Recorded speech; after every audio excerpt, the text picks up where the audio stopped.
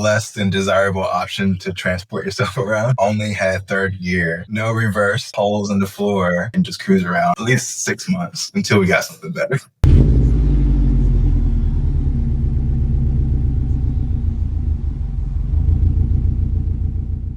Welcome to this week's episode of the DirtSubies Podcast. We have a wonderful, fantastic, very special guest for you guys this week. My friend Richie Ricks, or as you guys might know him on social media, Fozzie in the Wild. I am really excited about this because, to my knowledge, as of now, he has never really been on a podcast or really been in front of the camera much to kind of share about his build and his experience in the Subaru community.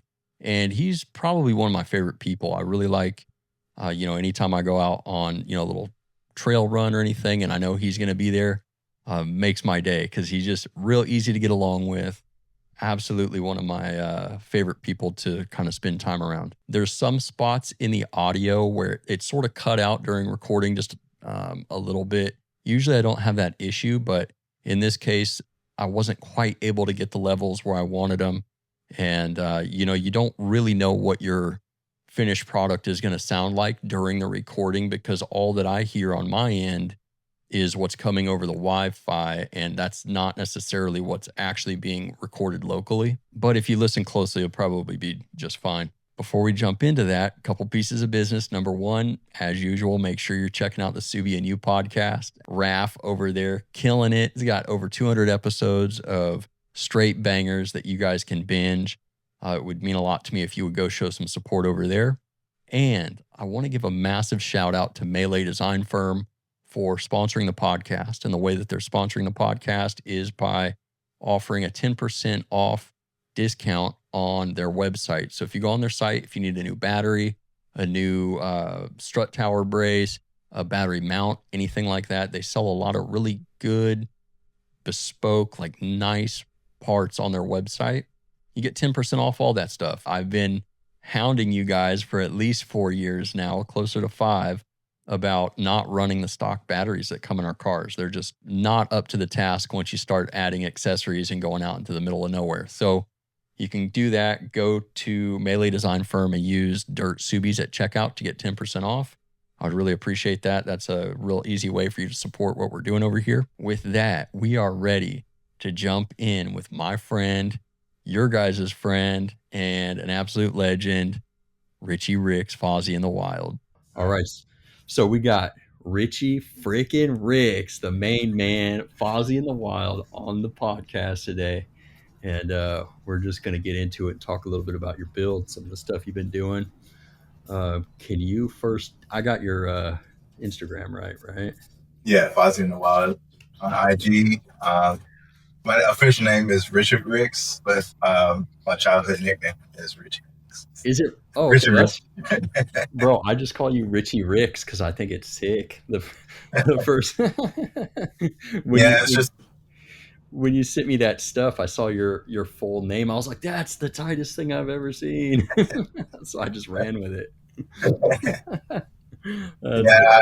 I love the show Richie Rich. And yeah. So it just kind of stuck because my name kind of sounds like that if you say it fast. Yeah, I've never actually seen it, bro. I just aged myself, I guess. I'm not sure. Can you tell everybody year, make, and model of your car? Yeah. So I drive a 2019 Subaru Forester, aka Fozzie, sports, and deep pearl blue. It's a good looking paint code. I love it. I was hoping I could kind of pick your brain a little bit about just kind of why you chose that car. Is that your first Subaru? Have you owned them before in the past? No, this is my first Subaru. Okay. The reason why I chose this car is we would go out on, well, first of all, Joanna, my wife, she was the one that got me into hiking. Okay. I've never done hiking before until moving to the P&W. Mm-hmm. We would go out on hikes, and the further we go out, we would either see Subaru somewhere or Toyota Prius for some reason. So we were like, you know what?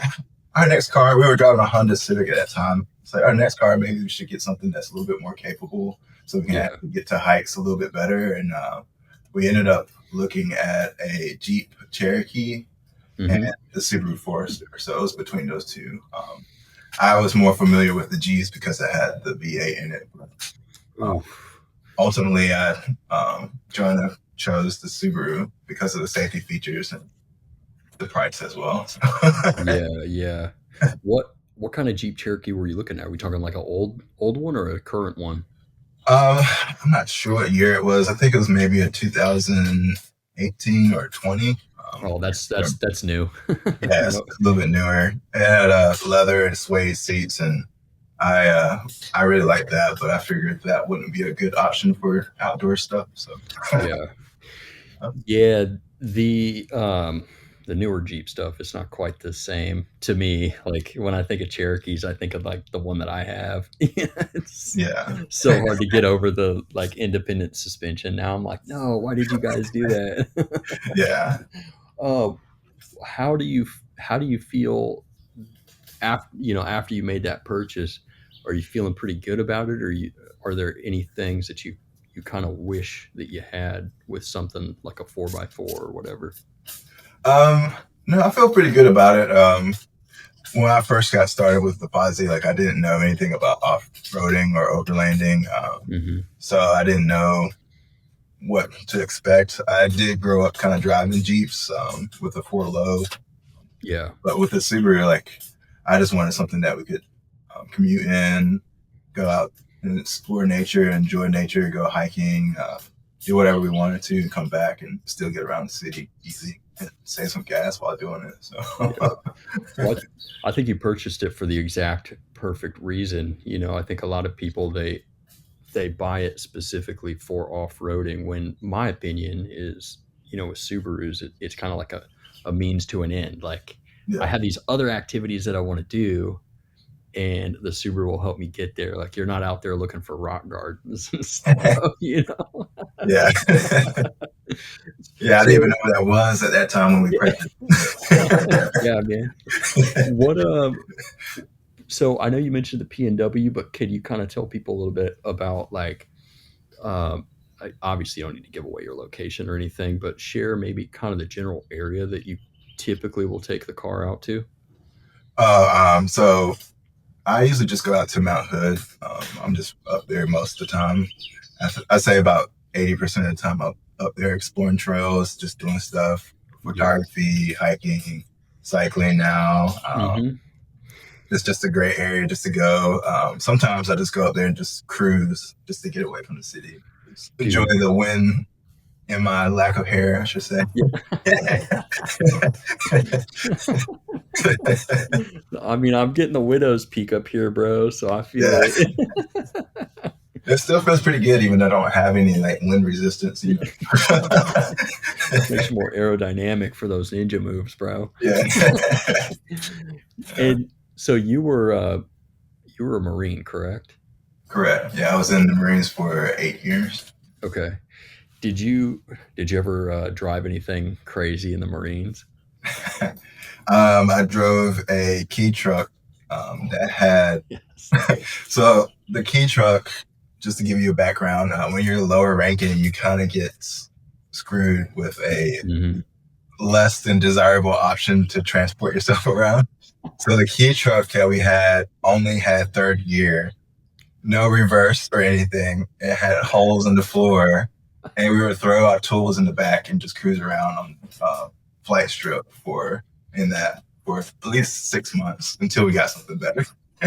Bro, wait. So, dude, that sucks. Yeah. So, were you in Japan at this point? No, I was in Qatar. Oh, okay, I got you. Out in the middle of the desert where you could just look left, right, up and down, and you just see sand. Nothing. As far as the eye can see. It's horizon, bro. Yeah. Do you like driving in the sand now at all, or is that kind of ruin it for you? So we were lucky that we were on an airstrip where a lot of the aircraft would come in. So we didn't actually have to drive in the sand unless there was sand blown across the flight line. Yeah. So I never drove in sand out there. It was just more like, all right, we have a jet that's like way on the other side of the flight strip. We need to go work on it. So just throw our tools in the back of this truck, we have to push it out because it doesn't reverse. Throw it in third gear if it's still in there, hopefully, and then try to like burn the clutch out and Just dump it. That's so funny, bro. Yeah, I was like, what's the point of having the clutch at that point? Yeah. Were you? So yeah, you were an aircraft technician, right? Yeah, so technically I worked on, I was an electrician, but I did a lot of help out there. I gotcha. Do you feel like any of your experience doing all that stuff, do you feel like that kind of influences the way that you, I mean, I don't know if you work on your own cars at all, but do you feel like any of that carried over at all? Yeah, I would say the electrical work. I feel like the electrical lighting system that I have on my vehicle is not probably the greatest, but it works for what I have or what I need. So yeah, dude, that's what's up. Yeah, I think I've seen some of your wiring work. It's pretty well routed, well sorted. You look under the hood of some people's stuff, and it just looks like a rat's nest of wires. Yeah. I'm like, bro, just burn the car down now, dude. It's gonna get the last lap so it doesn't do it to you. Yeah. Well, when you have to like pin cannon plugs in like 115-degree weather, wire management is a huge key. So yeah, making sure everything's easy to identify and work with. Yeah. There's nothing like messing with a rat's nest worth of wires, bro. Yeah. So I think the first time I ever met you, I may have already been following you, but I believe it was it Bennett Pass? Is that where we went? I think I may have met you before that, but yeah, I remember hanging out with you the most at Bennett Pass. Yeah, that was a fun trip. But did we meet before that? I'm trying to think where it would have been. Maybe at Rigs and Coffee, but we probably didn't actually. No, I've never been, dude. That's like 3.5, 4 hours for me. So, yeah, I guess it was Bennett Pass. Yeah. Yeah, I feel like it was. But dude, I felt like we like clicked real easy, bro. You're like such an easy dude to get along with. I like showed up with some little snacky snacks because I was like, I'm just gonna crash in the back of a Subaru, and this fool whips out like a whole setup. Yeah, I couldn't let you do that, man. Be like out there by yourself. I was like, let me just hang out. Man, I appreciated that. That was actually really cool, and it was cool to like hang out with you and get to know you. Yeah. What since we're talking about that, what is kind of your I guess like your essential items for if you're going to go out at camp, whether it's overnight or just a couple of days? What kind of stuff do you typically carry with you? So I usually carry like off-roading, like recovery gear. So just like the traction boards. I have some for kind of leveling the tent if I need to, and then I have some for like actual recovery, a little bit longer. I usually bring my air compressor, soft shackles, and then I will bring like an awning. I usually bring an awning with me. Okay. That's kind of key. Like I told you when we were out there camping, I was out there cooking one time and I didn't use my awning, and like I was cooking out in the open and the trees were like right above me and like bugs were dropping in my food. So that was a no-go after that. So every camping trip now, I'm like, I have to bring a cover or something to cook my food. So try to bring some water. I'm really bad about that. So, water. Luckily I haven't had any instances where I needed to bring ran out of water, but I'll bring that. Usually a table or a chair. Yeah. And then you may have mentioned this already, but what are you using for like cooking? I just have like a Coleman 2-burner stove. It's nothing fancy. It's just kind of gives me my food. I'm not really a good cook. I just kind of feel cooking. Dude, I'm pretty brutal when it comes to the kitchen. I'm no good at it either.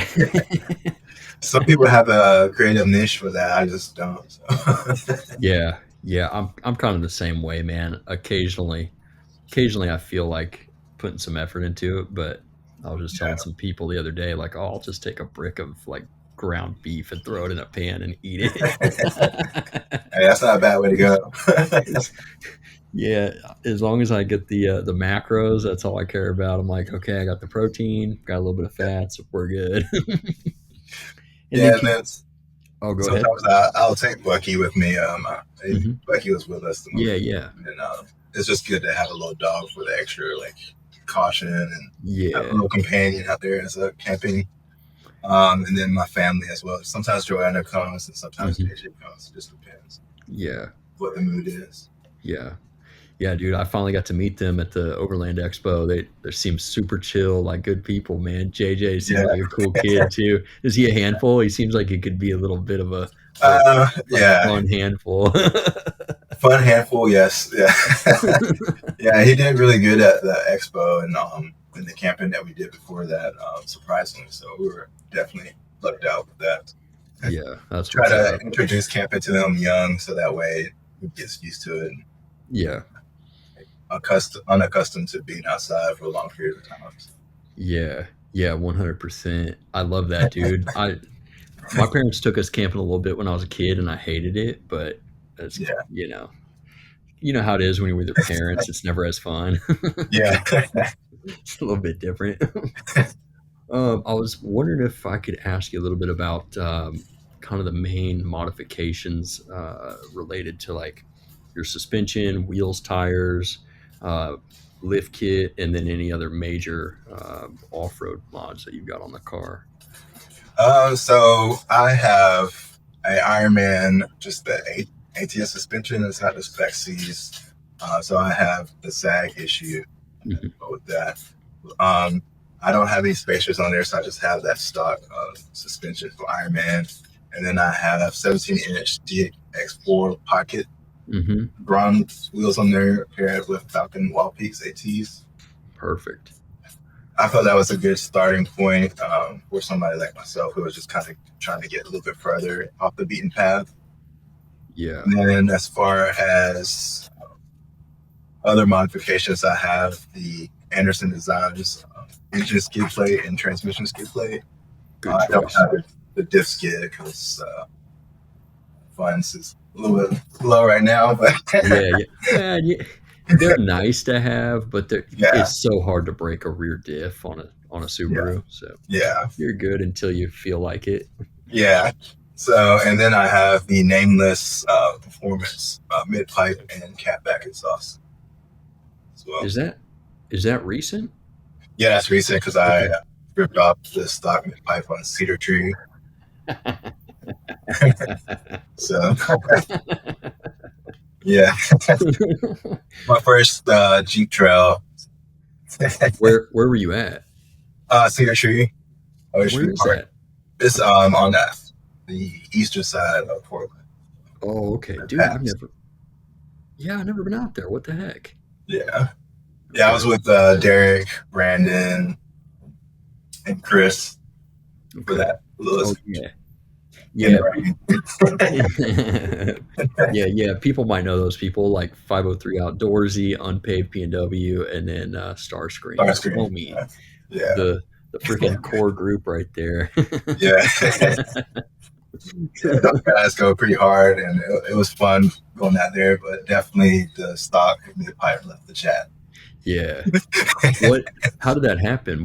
Was it a rock or something that grabbed it? Or It was a route, so okay. I usually follow Derek's lines because he has the Fozzie as well, and he's a little Mhm. bit capable than mine. But I usually follow his lines when I rode with him, and so I was kind of following his line and being a little bit heavier with the rooftop tent on top.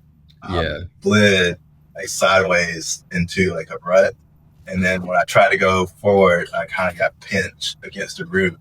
And luckily, the guys hopped out of their vehicles and pushed me out. But in that process, just stopped like push the exhaust up into my bumper. So Dude. yeah, Did it damage the bumper at all? Or yeah, the bumper's damaged, but I didn't really care. Like I was just yeah. happy to be able to keep going through. I had Yeah. to remove it to finish the trail, but other than that, Yeah. it's pretty fun time still. Got up under there with what is it, like 12 mil or something like that to get those joints off? Or Yeah, it took a while to get it off, and it started raining right as I stepped under the car too. It was a fun wet time. So. yeah. I want to actually ask you about the your tires. Are you're running the AT Trails or the AT3s or AT4s? AT Trails. Okay. I know those have at least I've helped a lot of people repair damaged sidewalls from those. Have you had any issues yet, or have they been No, pretty? I'm gonna knock on wood on that one. No, I've gotten lucky because I don't know. I feel like the AT Trails are a little bit softer tire in my opinion, Mhm. and Yeah, so they are. when I trail on them, I'm usually running like 35 psi. So I don't really feel like I need to go a little bit lower unless I find myself in scenarios where I need to air down a little bit more. Like that Yeah. trail that we did in the limit bars with the P&W group at Mhm. the expo, I was at 35 psi the whole time. Dude, that is crazy. Yeah, well, it's just the tires are softer, and with the extra weight of the vehicle, it kind of has that sag in the tire. Yeah. So if I would have went lower, it probably would have felt a little bit sloppier, but it would have been more comfortable on the rocks. Yeah, when you got a rooftop tent and I mean, because they're only 17s. Yeah, Yeah, you might squat some sidewall a little bit. yeah, Um, just a little bit. yeah, you'll have to remind me. I know I looked at your tires when I first met you. Are you running like a 235, Right. 65? Okay, 235, 65, okay. 17. Did you have any issues with fitment on that at all, or No, right fit in? perfectly. No Okay, issues at all. perfect. I do have Milestars that I have ready to go. Is that a 245. secret? No, it's not secret. Okay. I got those hoping that it would fit on the car. Due to my suspension, I can't clear those right now. So. Yeah. Can you not? I obviously don't want to, badmouth anybody or anything, but can you kind of talk a little bit about um, your experience with the Ironman suspension and kind of where you're at? And I know you did like just the regular ATS without the overload springs. Can you just kind of talk about where that's at and what you're planning to do? Yeah, so to get some context on that, being brand new to the off-roading community, like I've only been doing this for probably about a year, maybe 2 years. Hmm. Um, I got the ATS suspension at Ironman when they were doing the coffee race. They had a really great Hmm. deal. It was buy the suspension full price and pay $0 for the installation fee, and there was some other deal. That is a good deal, dude. Yeah. So me being new to the community and not knowing really anything about off-roading, I was like, well, that's the best way for me to get started. Like, you got to start somewhere. And so we got that suspension. At that time, we weren't really into overlanding. Like I think we had just found out what overlanding was. Hmm. So we didn't really think that we needed the spec Cs for our situation at that time because we were just going hiking for the most part. Yeah. And so we got the suspension. I've loved every single moment of it. We went to Utah, a couple of road trips, did some off-roading there, light off-roading. Hmm. I would say I probably put over 40,000 miles on that suspension and never had any issues. Like, Yeah. it's probably been the best suspension I've had on that vehicle so far. Yeah. It's just now that we're kind of getting to that overlanding space and camping. Now it's kind of the time where I'm kind of like, okay, maybe I should have did a little bit more research in the beginning and got the C-Spec. But at that time, I just didn't need it. Yeah. So I do have a little sag. Well, a little is kind of being polite. I have a lot of sag in the rear. And when I'm fully loaded down with my family in the tent on top, it looks like I have a Carolina squat. So Yeah. Yeah. Yeah. I saw it at the expo. yeah, But yeah. So, yeah, it's so hard though when you're getting into it. It's like you kind of just have to start and then see where things go. kind of fall short and you know where things lead you. But are you gonna see if there's like another Ironman option for you, or are you gonna do something else, or just run it till they blow up? So Derek's been kind enough to.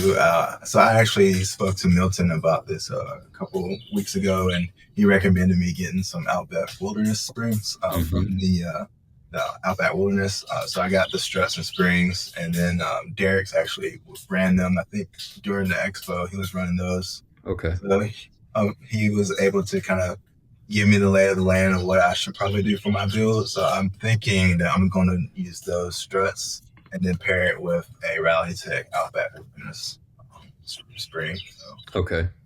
Now, are you to the Outback Springs? Do they carry over to the Forester no problem, or? I'm not sure on that.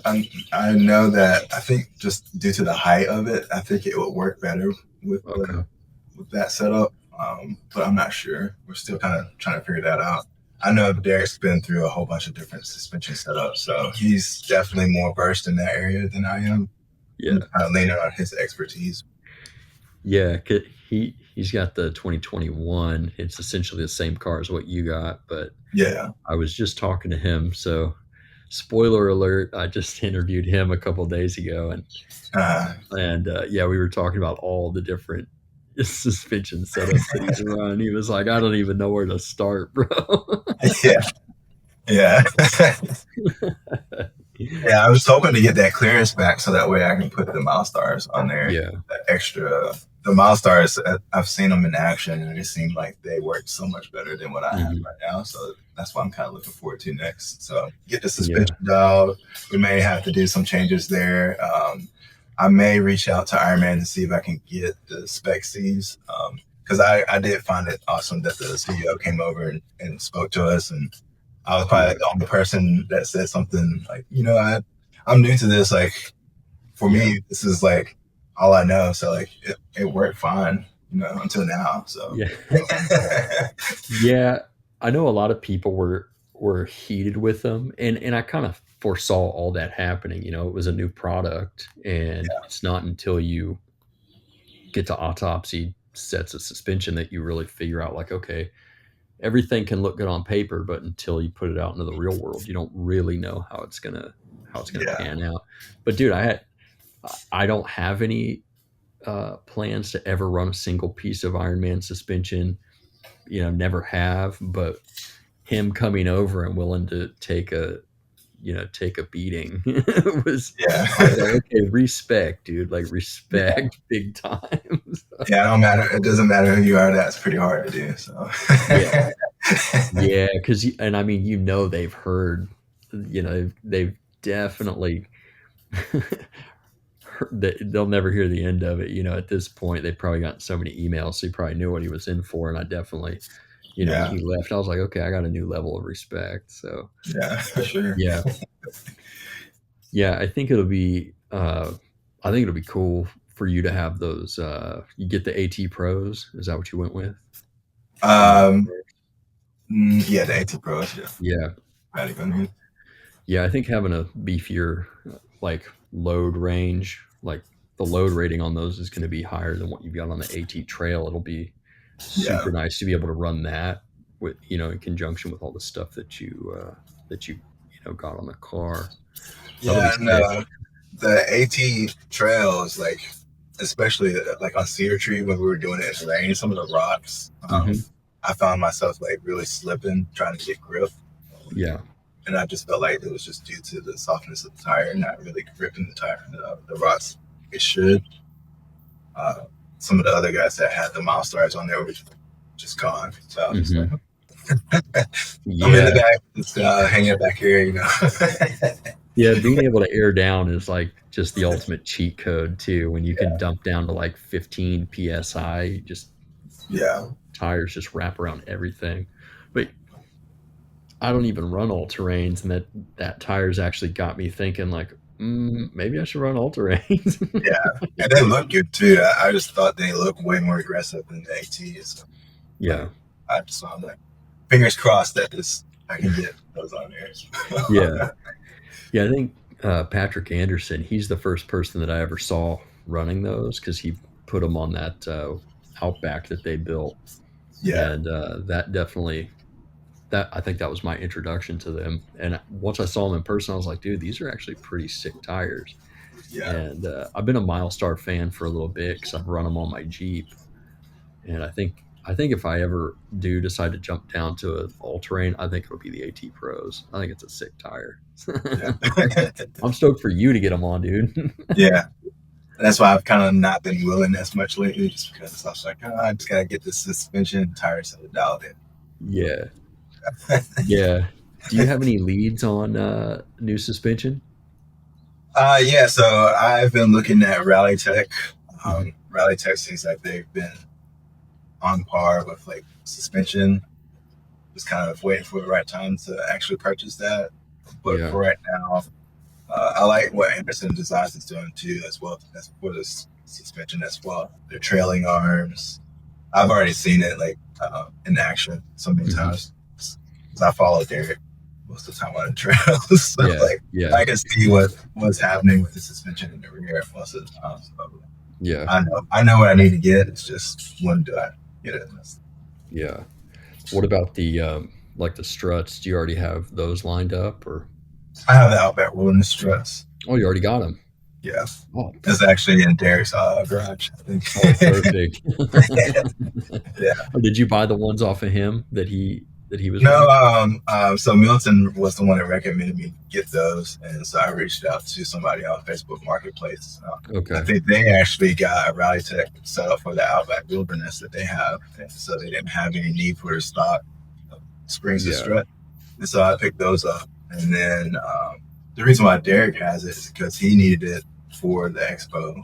I think there was an issue with his suspension setup before the expo, and he needed something like right away. And I had just got them, and they were just sitting in my storage unit. So I was like, okay, hey, you can use these if you want. Like, I'm going to be in the same boat you are, trying to figure it out here sooner. So like, there you go.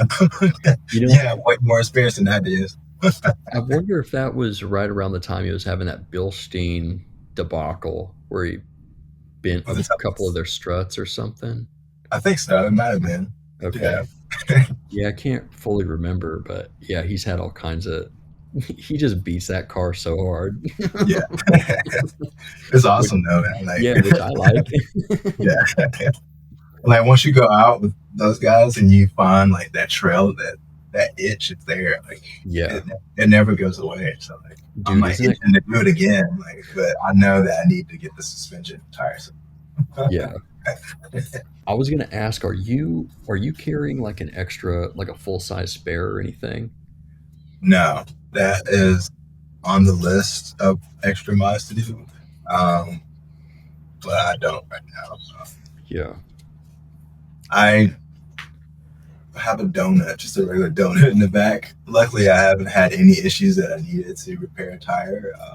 Usually, if I'm doing a trail that's pretty hard, I'm usually with somebody else. But luckily for me right now, I haven't had any issues with that. Yeah. And it's just so hard to, because it's like it either takes up all that space in the back of the vehicle, or you got to get an aftermarket bumper to carry it, or just something like that, or put it on the roof. The tire carriers in the rear definitely decreases your departure angle. So like, yes, I'll have like that spare tire, but I also will kind of get stuck to go over some obstacles that I would normally get over. Yeah. So that's the trade-off there. Yeah. And then extra weight, which I already have an issue with. Yeah. Can you actually, I don't think I asked you about the rooftop tent. What are you running on that thing? So that is a all-top Ampion rooftop tent. It is a prototype. So it's not on the market yet, but I'm pretty sure it'll be coming to market either sometime this year or next year. Okay. Do you know somebody over there? Or? Yeah. So that is one of my friend's businesses. No kidding. Yeah. What? I didn't know that. Yeah. That's cool. Well, I think a lot of people will, because they sell their stuff all over Amazon. And a lot of people will hate on it, but dude, I've seen people use the little all-top compressors. Yeah. And zip up like 37s or even like 42s with those little things. I'm like, hey, they work pretty good. Yeah. Yeah. So some of the products they kind of are sold on Amazon, but they're actually pretty good stuff for like the everyday user. Like for me, like I've used the traction board so many times, and I've actually used it more for other people getting stuck, and I've never had any issues with them. So, yeah. And an air compressor, like I have one as well, and it only takes me about maybe 5 to 10 minutes to do all 4 tires and put it back in the car and go. Dude, that's impressive. That's including setup time and being done back in the car. Dude.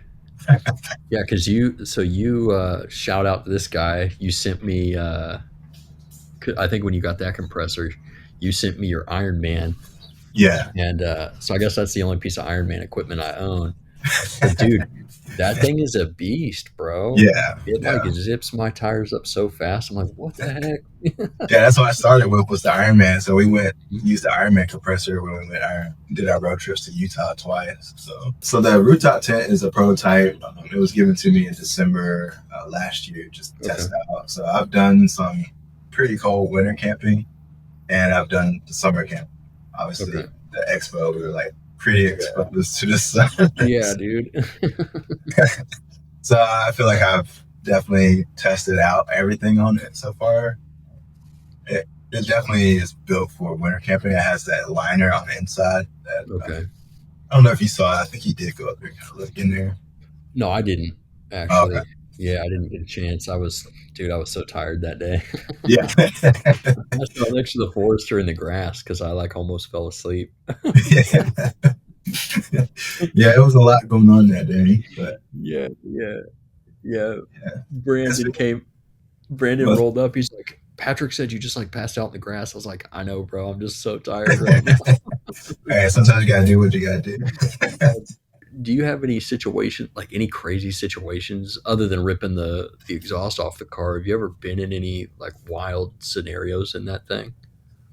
No, not usually. I'm pretty cautious. I think it's just more of the military mindset. Like I usually kind of do some recon before I go do anything. So for the most part, I haven't really done anything too crazy other than just the Cedar Tree Trail.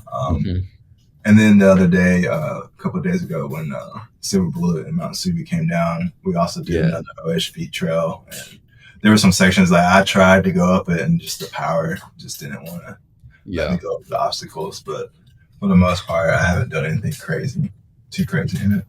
What trail was that? Did you guys go out to Browns or? Yeah, it's Brown Camp. Browns Camp. People that aren't from the area, if they're ever in the area, they definitely need to make the hour and a half trip over to Browns, dude. It's next level. Regardless of what you drive, there's something for everybody, you know? Yeah. I think that time I actually crushed a V-band clamp on my exhaust. So like, I'm like 0 for 2 every time I go to the Browns camp. Browns is just it's got a scoreboard like how many exhausts did we collect this time? Let's sell these cats real quick. Yeah. With the nameless exhaust system that you got, is there any drone or anything on the freeway with that? No, surprisingly, that was the biggest fear that I had with it. So I thought with my child or with JJ that drone would be annoying, but he loves the sound of the car. So like he's a car nut already. So like it puts him to sleep. So there's actually minimal droning. There was actually more droning with the stock mid-pipe than it was with the name pipe. Yeah. Okay. I feel like it pairs really well with the catback exhaust. So I like it the way it sounds a whole lot better too, but it definitely manages that sound and tone better. I love that. Yeah. And you might have mentioned this. I just some stuff's one ear in one ear, not the other sometimes. But which specific axle back did you get from them? Is it a muffled one or a muffler to lead or? It's a dual chamber. Catback exhaust. So yeah, catback exhaust and mid-pipe. Okay. Can't remember. Do they have like a specific tip size on those or something? Yeah, I think it's 5 inches. Okay, that's the one I do. On that. Yeah, I see a lot of those. I honestly, man, if people don't already know about Nameless, which they should, their stuff is so sick, dude. Yeah, like hands down, some of the best stuff made right in Woodland, dude. I used to go to Woodland all the time when I lived out there, bro. Going out there to the trails and up into like Cougar, Washington and stuff, we'd always drive through Woodland. So it's sick that that's out there, you know. Like, yeah, I didn't even know it was that local. Like, I thought it would be somewhere in California or something like that, but it's only 45 minutes away. Man, these days you can't even put a sticker on your car in California without getting pulled over and arrested for modifying your car. It's like, do you have a stock exhaust on there? Like, no. Like, take it. Yeah, straight to jail. Okay, sir, step out of the vehicle. Place your hands behind your back. Dude, it's out of control over there. That exhaust is actually surprisingly pretty robust too. Like I've definitely scraped it on some ruts and then just have really big scratches and no like leaking or anything. So No I mean, denting or I have that too. I hate exhaust leaks, man. It's like Yeah, it just sounds bad. yeah, And if it's up high, it messes up your fuel trims, but it is what it yeah. is. What do you think are some of the types of terrain? I know you mentioned you had a little bit of power cut, when you were out at Brown's. Um, what are some of the biggest, struggles that you find in the car when you're out on the trails? I would say power is the main one. Surprisingly, I like the way the rooftop tent feels on top of the car as far as the weight. Really? I don't know. I feel like with the car being so light, sometimes it struggles to get over obstacles and I lose grip. The tent, it gives me that extra weight that kind of pushes me on the ground and gives me a little bit more grip on the tires. That may change with the suspension and the new tires that I'm planning to do, but right now I kind of like the way it feels. And it kind of makes the back feel a little bit more, I guess, squishy. Yeah, no, not planet. It's I like gotcha. it's like squishy, so it kind of makes me feel like I'm driving more of a truck. If that makes sense. I But love that. it's not really a truck, obviously. But Yeah. Yeah, that's interesting. That's a crazy thought. I don't think I've ever thought of that before. I mean, it makes sense though, because there's some situations where, light, when I'm out snow wheeling and stuff, I've got like one of the lightest vehicles when we're out there, and sometimes it can be a little hard to get grip in certain areas. But then in other situations, it's super nice to be able to float on top. Yeah, I don't think I would do that now. But no, I mostly travel with just gravel and like rocky roads. Been on, Bennett Pass was pretty gnarly for me. I think that was the second time I did it. And then Barlow Pass was pretty cool too. Where's that at? I think it's a little bit south of Bennett Pass. Like you can hit Barlow Pass right before you would hit Bennett Pass. Okay. But that one has some pretty good trails on there too. It got some pretty good chunky sections and some water crossings as well. So I like to try like different things, different scenarios that I feel like I can do. I usually won't try anything too crazy if somebody else is not there to spot.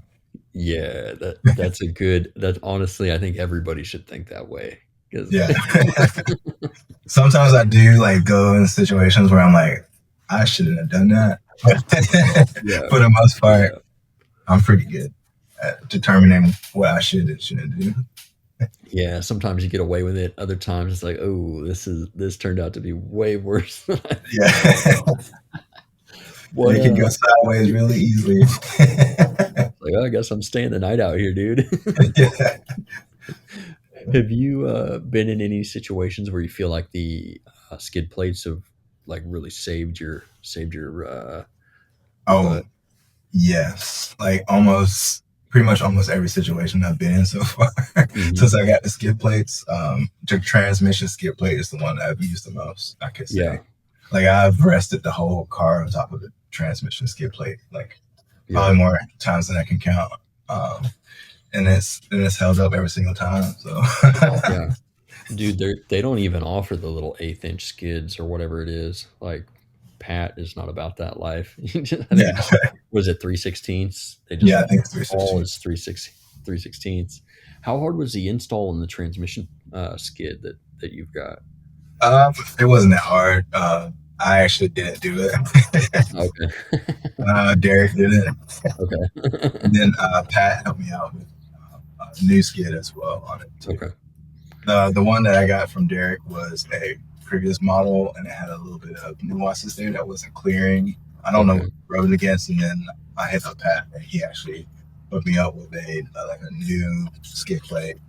That was the newer design, so there's no like rubbing issues and stuff. Okay. Dude, that's how Pat does it, man. He's a real one, dude.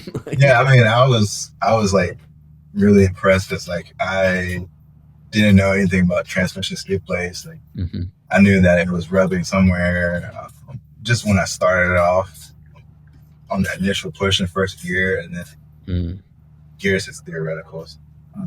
Right. Well, Well, I'll say first gear because that's what I'm going to say. But anyway, so like right in first gear, we push off, it would kind of rub, and I think it's just like maybe a transmission I'm pushing. I'm not sure what. I reached out to him and he was like, "Oh, you mind bringing it over and I'll take a look?" I'm like, sure, absolutely. I'd love to. So like we went over there and he's like, "Oh, I have like a new transmission design that should work out a little better." And so he installed it and never had any problems. Sick. I think it's common. I think it's the exhaust, maybe that it does it. It could be. Yeah. It was coming from the right side of the vehicle or the passenger side, so the exhaust That is makes sense. that side. So it doesn't? No, it runs on the left side. Oh, okay. But it does run through the middle of the transmission. Gotcha. Okay. Yeah, I haven't worked on any of the newer Foresters. Mine's OG. Yeah, I like your Forester. It's a piecer, but dude, the thing, I was just telling somebody the other day, like, I don't know how it still runs. Yeah. The thing is definitely taken scuba diving lessons before. But still starts up, man. Starts up every time except for when I'm trying to leave the Overland Expo. Like, dude, it didn't start. I was like, what the heck? And then I thought maybe I left a light on or something. Was the battery? Get a load of this. I had RB Trex. He helped me just throw the jump starter on it. Got it started and it was good. Oh, nice. Went over, got power steering fluid at Vato Zone, and then started up no problem. And then I went and got fuel all the way over in like Rufus or something like that on 84. Yeah. Go to start it up and just boop, just click, nothing. I was like, what the heck? You gotta get in that full throttle body, man. Battery, man. So that's actually what's in there is a full throttle. I did it home, and I found that like when we were out on the trail, it did like, the battery cable on the negative side was kind of beat up. It was beat up enough to where it on the trail it wiggled it up just enough and got a bunch of dust in there and stuff, so it just wasn't getting a good connection. So that's all I had to do. But all that to say, I wanted to ask what your battery setup is. So I have a Melee Designs battery mount and the full throttle 750 FT750 battery. Dude, that's a Group 35, right? That's a big boy, dude. Yeah, it's definitely heavy. That's what I got in the Jeep. That's a solid battery. I mean, that thing will probably, I think my oldest full throttle battery is now like 5 years old, and it's no problem, dude. Literally never had an issue other than my loose battery cable. I was a long time waiting for that. Shouts out to Brandon Starscreen for that. Yeah, I first started using Melee products, and then anything Mitch recommends, like anything he sells, I'm like, oh yeah, I'll try that. Like if it comes to batteries, if he doesn't sell it, I don't buy it. What kind of led to you wanting to do that? Because I think it's an overlooked thing, but I feel like everybody's running all these like ditch lights, front light bars, side shooters off the roof basket, chase lights, all this stuff, and a winch, but they're running like a stock battery. Dude, and the stock Subaru batteries are already notorious. Like, I think there's a class action lawsuit surrounding them. Oh, really? Yeah, dude. So I just feel like it's super overlooked. But was it just that you had heard about like upgrading your battery, or did you have any issues where you were like, okay, I need to do something here? It was more issues. So I don't really run that many lights. I try to keep my build a little bit minimalistic as it can be. But I have kind of like hard time seeing stuff at night. So I have the ditch lights, essentially yellow amber lights on the bumper. I have the ditch lights, and then I have a light bar in front, and then I have chase lights in the rear. And that's just to help me find camp if I need to navigate on the trail, if I need to. Yeah. But there are some times when like we would be camping and you hear those critters or bumps in the night, and I have like the Bluetooth switch, so I'll turn the lights on just to see them. all right, who's out there? Or if somebody's coming up the trail and they're coming up to your campsite, so I'll throw the lights on. Yeah. And then that would just kill my battery. So it got to the point like we would start camping. We would be camping, and each night we would have to make a conscious effort to either start the car and let it run for like 10 minutes just to get the battery charged back up again, and try to mitigate the morning. Like, I don't know if the car is going to start this morning, and start the day off like that after having a great night at camp. So luckily we have like one of those jump starters as well. But we've used that so many times that I just got to the point where it's just like, you know what, maybe I should do something, but I didn't know where to look. And when we did a trip with the DirtSubies crew a couple of months ago, my battery actually died again because it was cold. Oh no. So I didn't even use the lights because there were so many of us there. The battery just died just because it got cold. And luckily RB Trex was there with his jump starter, and we got started again. And Brandon was just looking at me the whole time like, I told you. Auto battery. I was like, I know, man. That's so funny. I didn't even know that. So RB Trex has saved more than one Forester's butt. That's hilarious. Yeah. So like the funny story about that is that so I actually bought the battery online. Mitch via email. He said, "Hey, just bought a battery, right?" And I was just like, "Yeah." He's like, "Okay, I'll bring it to you." And I was like, "What?" He's like, "Yeah." He's like, "I'm not doing anything. I'll just come visit you in Portland." And I was like, "Okay, that's pretty cool." I just thought he was gonna drop it off, but we had like a decent conversation for like an hour. Like I said, maybe like 10, 15 minutes about the battery itself, and then just kind of shot the shit for another 45 minutes. Yeah, dude, he's rad, man. Yeah. I just interviewed him 2 days ago. Okay. And he's like a legit stage rally co-driver. Yeah.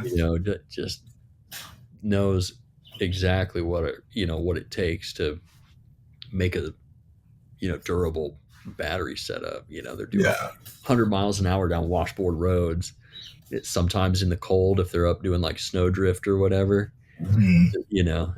But yeah, that's how I met him. He came and delivered a battery to me when I still lived over there. I was like, oh, what? This is yeah, like it was cool because like I didn't know anything about him. I didn't even know he did like racing or anything. I didn't know that it was tailored for that. It was just awesome. Yeah, dude, that's sick. How hard was the install on the mount for you? Was it a direct fit or did you have to riv nut it in? Oh, it was easy. All I did was just remove the stock one and just install the one that the man that designs one. Okay. It probably took about 10 minutes. I probably took longer than that because I'm OCD. So I was just looking at it like, I think it's right. Yeah. But it would only take like 5 to 10 minutes. Dude, that's sick. Okay. So yeah, so I guess he did develop a direct fit for your car. That's cool. Because usually, depending on where you want to place those mounts, you have to like drill and put like riv nuts in there to secure it. Yeah. But his direct fit stuff, I've got a direct fit in my Legacy. Same thing, dude. Took me like 5 minutes. Just put the bolts in with the spacers and it's good to go, man. Like easiest install ever. I think the hard part was probably putting the battery itself in there. So heavy, bro. I was like, I know I go to the gym, but the battery's got me. You skipped deadlift day this week. Yeah, man. It's I just think it's I never really cared about batteries. Oh dude, let me see the koozie. Oh, speaking of which. Yeah, I just think it's so overlooked because man, people be running those lead acid batteries and they just take a dump and you never know when it's coming. You could be out in the middle of nowhere. And I think for our community, it's like, hey, if your battery doesn't work, you're toast. Like you can break almost anything else on your car and still get out, but I've actually, unfortunately, with the stock battery, I went down a trail, I had my bumper lights on, and was, because you're happy to get there. So you're like, oh, I got to get out and get going to the summit. and I've forgotten that I left my bumper lights on. Was this while you were driving? Oh no, this is when I parked. Oh, But I okay. usually turn them on just for like safety reasons, so people can see me coming down the trail. Yeah. And then I usually get to the trailhead and I'm like hop out. I'm like doing the hike and I come back and I see my lights are still on, and I'm like, oh man, this is not going to be good. I'm not going to be able to start my car. But now with this battery setup, like I unfortunately did it again yesterday. No problem, right? No problem. Isn't that crazy? Yeah. Dude, it's crazy. Yeah, AGM is next level, and not like parts store AGM, because there's really no quality control. But dude, like the full throttle stuff, Braille, excess power, like all the legit brands that are actually out there doing it, it's like you can pretty much guarantee that unless you're really draining them hard, like your car's going to start. Yeah. Yeah. And then the lighting system that I have on there. So I have the bumper lights, the ditch lights, and the light bar. Okay. I noticed a substantial like lighting output now with my light bar because it's pulling so much wattage with that with that battery. It's definitely happier. Yeah. That way your alternator's not having to, work so hard. Yeah. That's what I'm talking about. Hey, what do you use for like do you have an accessory controller inside the cab? Yeah, so it's actually not inside the cab; it's inside the engine bay. It's a 6-shooter trigger controller. I'm not sure if they still make those or not, but they have a four gang and a 6 gang, mostly tailored to Jeeps, and I think they do Broncos and stuff as well. But I like that one better because I don't do water crossings at all. But I like how the system's set up where if there were to get any water in it, it's completely shut off of water. So. Yeah. Well, I was going to ask, but it has a controller in the cab that you can manage. Okay, yeah, kind of similar to the aux beam stuff that a lot of people run. Yeah. Game changer, dude. I like this one. Because you don't have to run a wire through the firewall to use this one. So it's just Bluetooth. So I like it because I can go up in a tent and turn my lights on. Or go like a pretty good distance away from the car and still turn the lights on if I need to. So. Dude, that's so rad. Because I've got one that's got the one wire loom and you run that. But having a wireless one, that's so cool. I love that. Cleans things up a little bit. Yeah. I'm a huge proponent of not putting things through the firewall if you don't need to. So that was a route that I went for that one. And I think aux beam now has that option. But at that time when I was looking for something, that was the only option on the market. Okay. So. And what was the brand that makes those? 6-shooter trigger controller. Okay. Might have to look that up because I need another accessory controller. Switch. Yeah, as soon as you hook the wires up to it, you're completely water sealed. So like if you were going to do water crossings, it should be fine. I'm not completely water sealed because I'm not using all the connections, but I've never been in an instance where like moisture or water has been like an issue. Like I've pressure washed it inside the car, never had any issues with it. It's turned on every single time. And that was the other thing that was draining the battery. So in order to run the lights full time, so I can turn it on when the car is off, I have the auxiliary wire hooked up to the car. Yeah. Gotcha. So that was draining the stop battery as well. But this full throttle battery is handling it like a champ. So. That's so sick. You mentioned water crossings, and I really like your approach because I think people in Subarus are a little too water cross happy. Yeah. Maybe just a little. Yeah, I've seen it happen. Yeah. What's your reasoning behind that? Like, have you seen any carnage or anything that's kind of kept you away from that, or? No, I just know that doing a water crossing without a proper snorkel is probably not the best option. Even like bombing it through like a water puddle, even though it's fun, I've seen like where cars can get waterlogged. Good old hydro. Luckily, I haven't seen any Subarus get hydro-locked. I've only seen like older, like beat up 4x4s get hydro-locked back in the South because in the South, we did a lot of mudding. And so, Mhm. like, you can get hydrolocked pretty easily doing that, Yeah, especially if you hit like a swamp or something like that. dude. Because you haven't been out here really that long, relatively, right? No, I've been out here since 2017, I think. Yeah, Okay. 2017. Yeah. Okay. No, it wasn't really that weird. It was just kind of getting used to it. I love the weather here. There's no humidity. Um, the bugs aren't as prominent here as they are in North Carolina. Yeah. It's just kind of getting used to. In the South, people will wave at strangers. Yeah. Yeah. And like Is here, it crazy? yeah, Yeah. Everybody's like, mind your business. It's like, whoa. yeah, I'm just trying to be nice. yeah. Like there's a couple times where I'll be driving around when I go back home and visit, and somebody wave at me, and Joanna will look at me like, "Do you know that person?" Like, nah, man. We're homies now.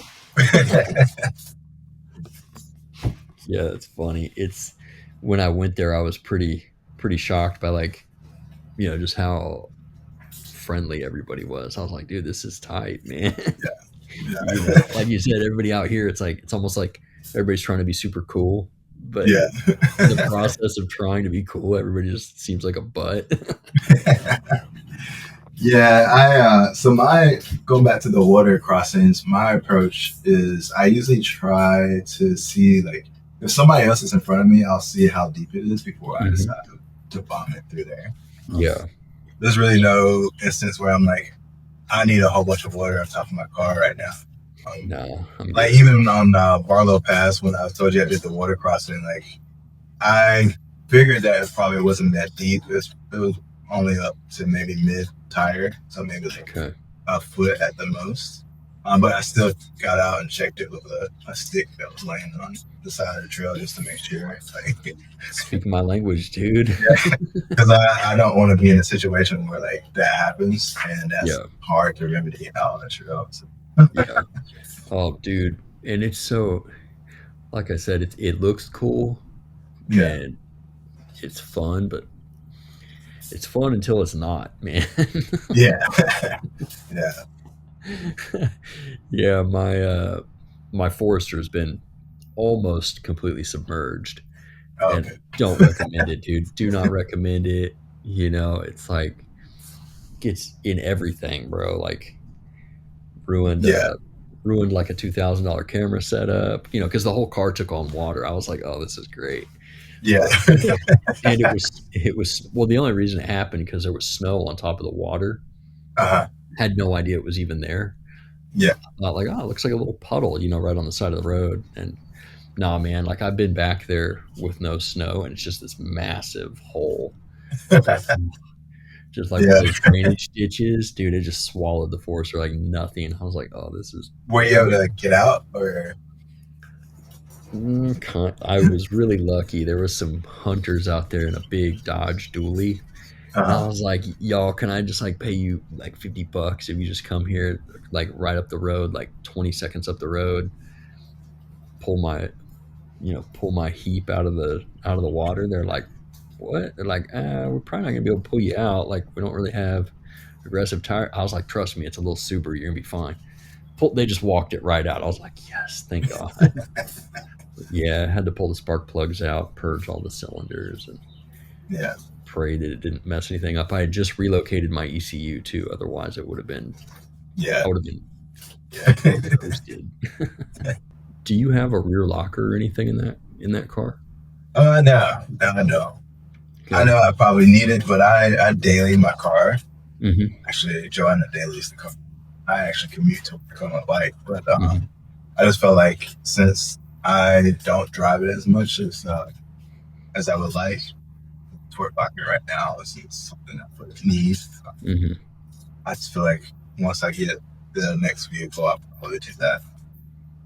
I know that it'll help me crawl up things a little bit better, Yeah. but right now it's just not something I need. Well, and if you're doing like mainly camping stuff, you're Yeah, fine, dude. Like yeah, unless you're trying to be Derek, you're, you're yeah, probably good. They help, but yeah, unless you're yeah, trying to do any like stuff where you're going to be three wheeling a lot, you're, yeah. you're fine. Do you have any? I know you got the tires you want to get put on there. I know you got suspension upgrades you want to do. Are there any other mods or anything like that you want to do with the car? Yeah, so I'll probably get a transmission cooler. I want to keep the temps clean on that. I feel like with the extra weight, that's kind of something I need to do next as well. I Winch? want to get no, not a winch, not yet. I think the winch will probably be in the same like era as when I do the torque locker. Because I'll probably do a little bit more hardcore off roading. The winch is also pending suspension as well. Like, luckily, body armor still makes a bumper for that, for the front bumper. So maybe I can get that, but that's just extra weight at this point. So that's how I put my weight in my suspension setup. So winch, bumper, rock sliders, especially after sliding into that route. I mean, I was like, I've never had that happen before. So rock sliders would have saved the side of my door from getting cracked on that one. The door still, door up? It still works. Okay. It's not. If you look at it real closely, you can see. Okay. Substantial. I think that stuff is sick. I know I don't own any nice cars. It's easy to say, but I love seeing that when I see it on cars. I'm like, yes, body damage. Yeah, that whole right side of my car has most of the body damage. It's always the right side that gets it every time. Speaking of which, you gotta get me one of those trail damage stickers. Oh, dude, I got you. I'll send you one. Yeah, I got you, bro. I'll send you a couple. I want to do like what did I say?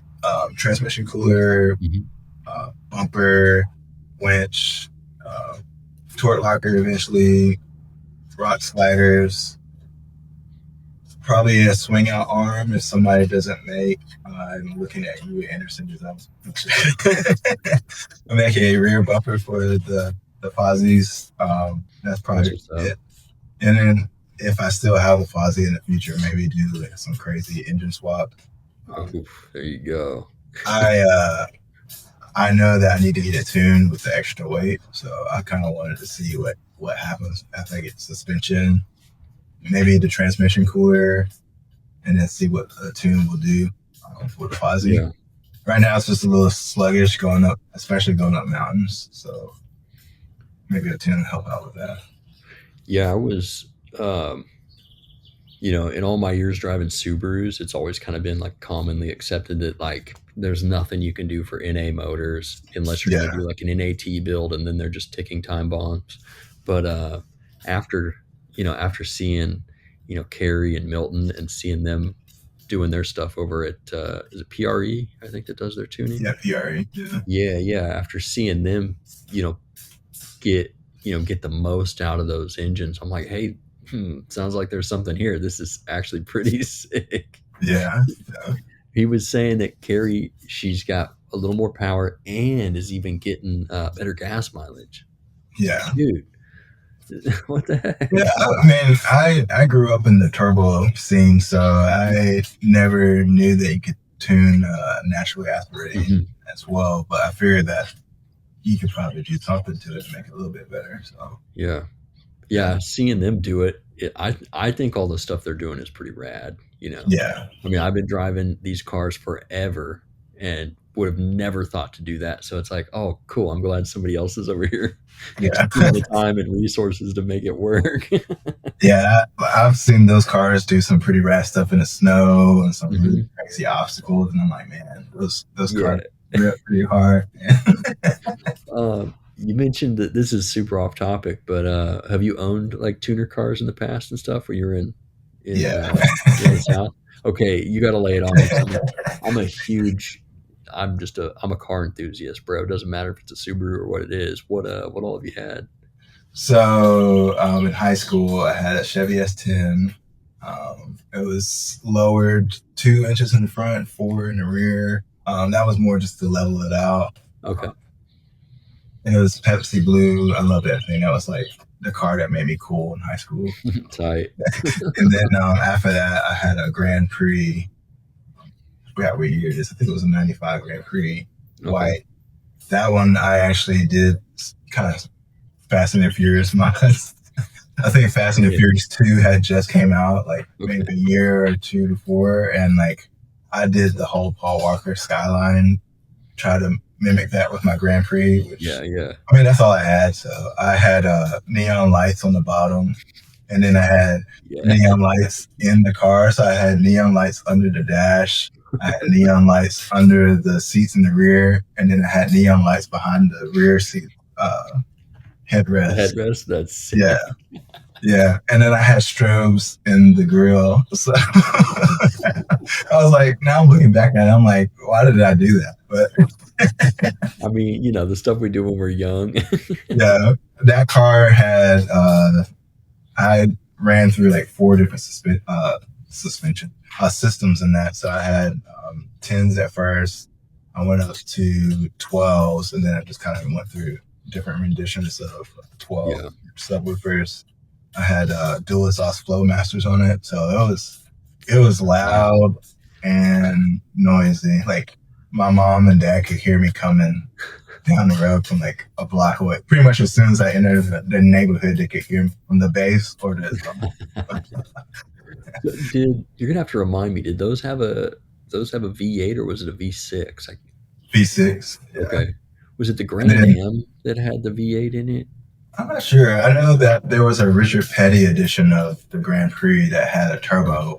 I was like, oh, I should have had that. Imagine trying to get parts for that now. Yeah. I was like, I love Richard Petty because, like, yep, he had the same name I did. So yeah, let's go, Richard Gang. What I have after that? So after that, I went to college the first time around, and my buddy, he had a Volkswagen Jetta 1.8, and I fell in love with that car. They're sick, dude. It was an automatic, unfortunately, but it still ripped. And so after that, I fell in love with European cars. So I had a 98 A4 that was burgundy. It was a piece of shit. I don't know. It was still sick, dude. It was like $2,000. I bought it just because like I didn't know any better. It was like my first Audi. And, oh no. Yeah. Oh no, he's right. Almost everything went wrong in that car, and it just got to the point where I just like let it go. Yeah. Just like left it on the side of the road, and I don't know what happened. It's probably not the best thing to do, but I was also joining the military. After that, you would think I would learn my lesson, but after that, I bought. I think I was like a Lance Corporal in the military, and I bought another A4. It was a silver one, 2000 1.8T. That was a 5-speed. Oh, and I did a lot on that one. That was my baby. So I did a full like engine pull. Definitely did forged pistons and rods. I did. It has a KO4 in their stock. Okay. I definitely upgraded that to a KO4. I don't know. It was called Franken Turbo. I think it was from the Portland area, but I'm not sure if they were actually based in Oregon or not. It was a long time ago. So I did that turbo upgrade. I had a full catback exhaust because I had a bigger turbo. And then I lowered on SC coilovers, and I put S4 rims on it. So. Okay. I'm almost certain you told me about this car. Did it blow up? Yes. Okay. Tell me what happened with that. I remember feeling heartbroken after you told me about this car. Yeah. So I had did all that stuff to the car. I went on deployment, and one of my buddies was opening a shop. He was doing a tuning shop, and there was one near base. It was like right outside the rear gate, and so it was very close. The other shop that I did all of the upgrades for, the forged pistons and the heads, they were based in Raleigh, which was like 3 hours away. And so I didn't really feel like dealing with that at that time. So I was like, well, my friend is doing a shop. I'm trying to support his business. I'm about to go on deployment. I want to go stroker. That's the next step. So I love stroker motors, dude. Yeah, I was like, dude, this could be sick. And unfortunately, when I was on way on deployment, you don't have communication over here. So like I kind of lost communication for a couple months. And unfortunately, his business kind of went under. And I think he did do it. I'm not sure what he did to it now that I think about it, but he did something to it and didn't actually do any break-in period time. So you're supposed to like let the car break in. And so by the time I got back, like I was still like getting back in the States, trying to get acclimated to being back to like a normal civilian life. And then I just get a call from this guy, and he's like, "Hey man, I need you to come pick up the car." I'm like, "Okay, like what's going on?" He's like, "I just need you to come pick up the car." And so I was like, "All right." So went and picked up the car and drove it home. No issues. They didn't tell me that I needed to do a break-in or anything. So I was just like, whatever. And then one day I was driving it to work and I just heard, and then like exhaust, like that black smoke going out the back. Mhm. The hell just happened?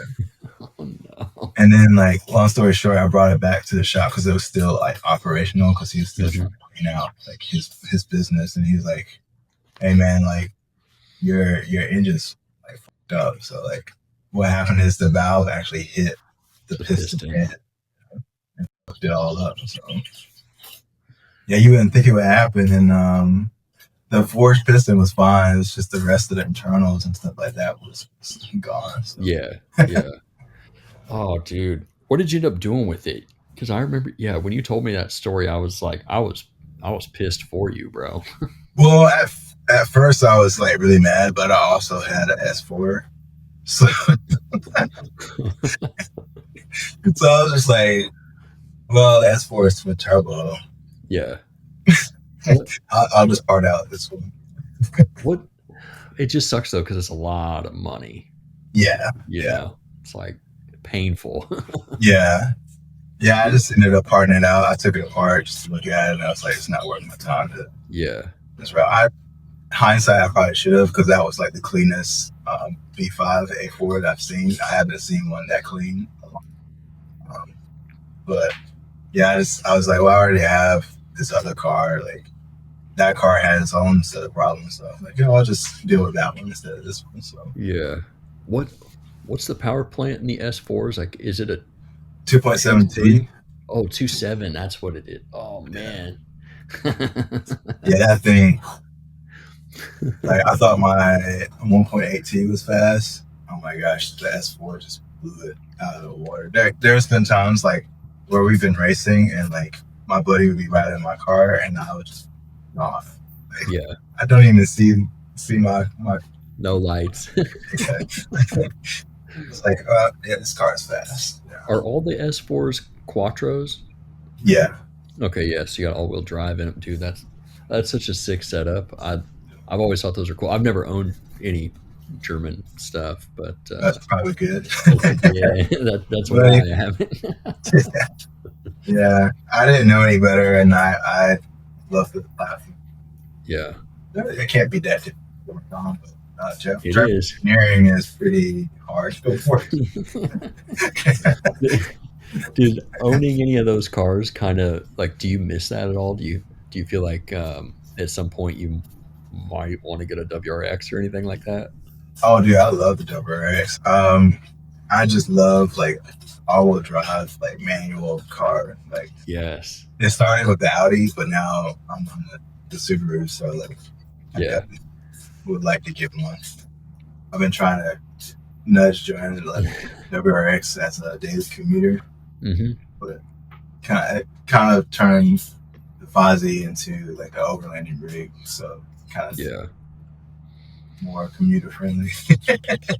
Yeah, is that like do you have any, like serious plans to get an additional car? Or?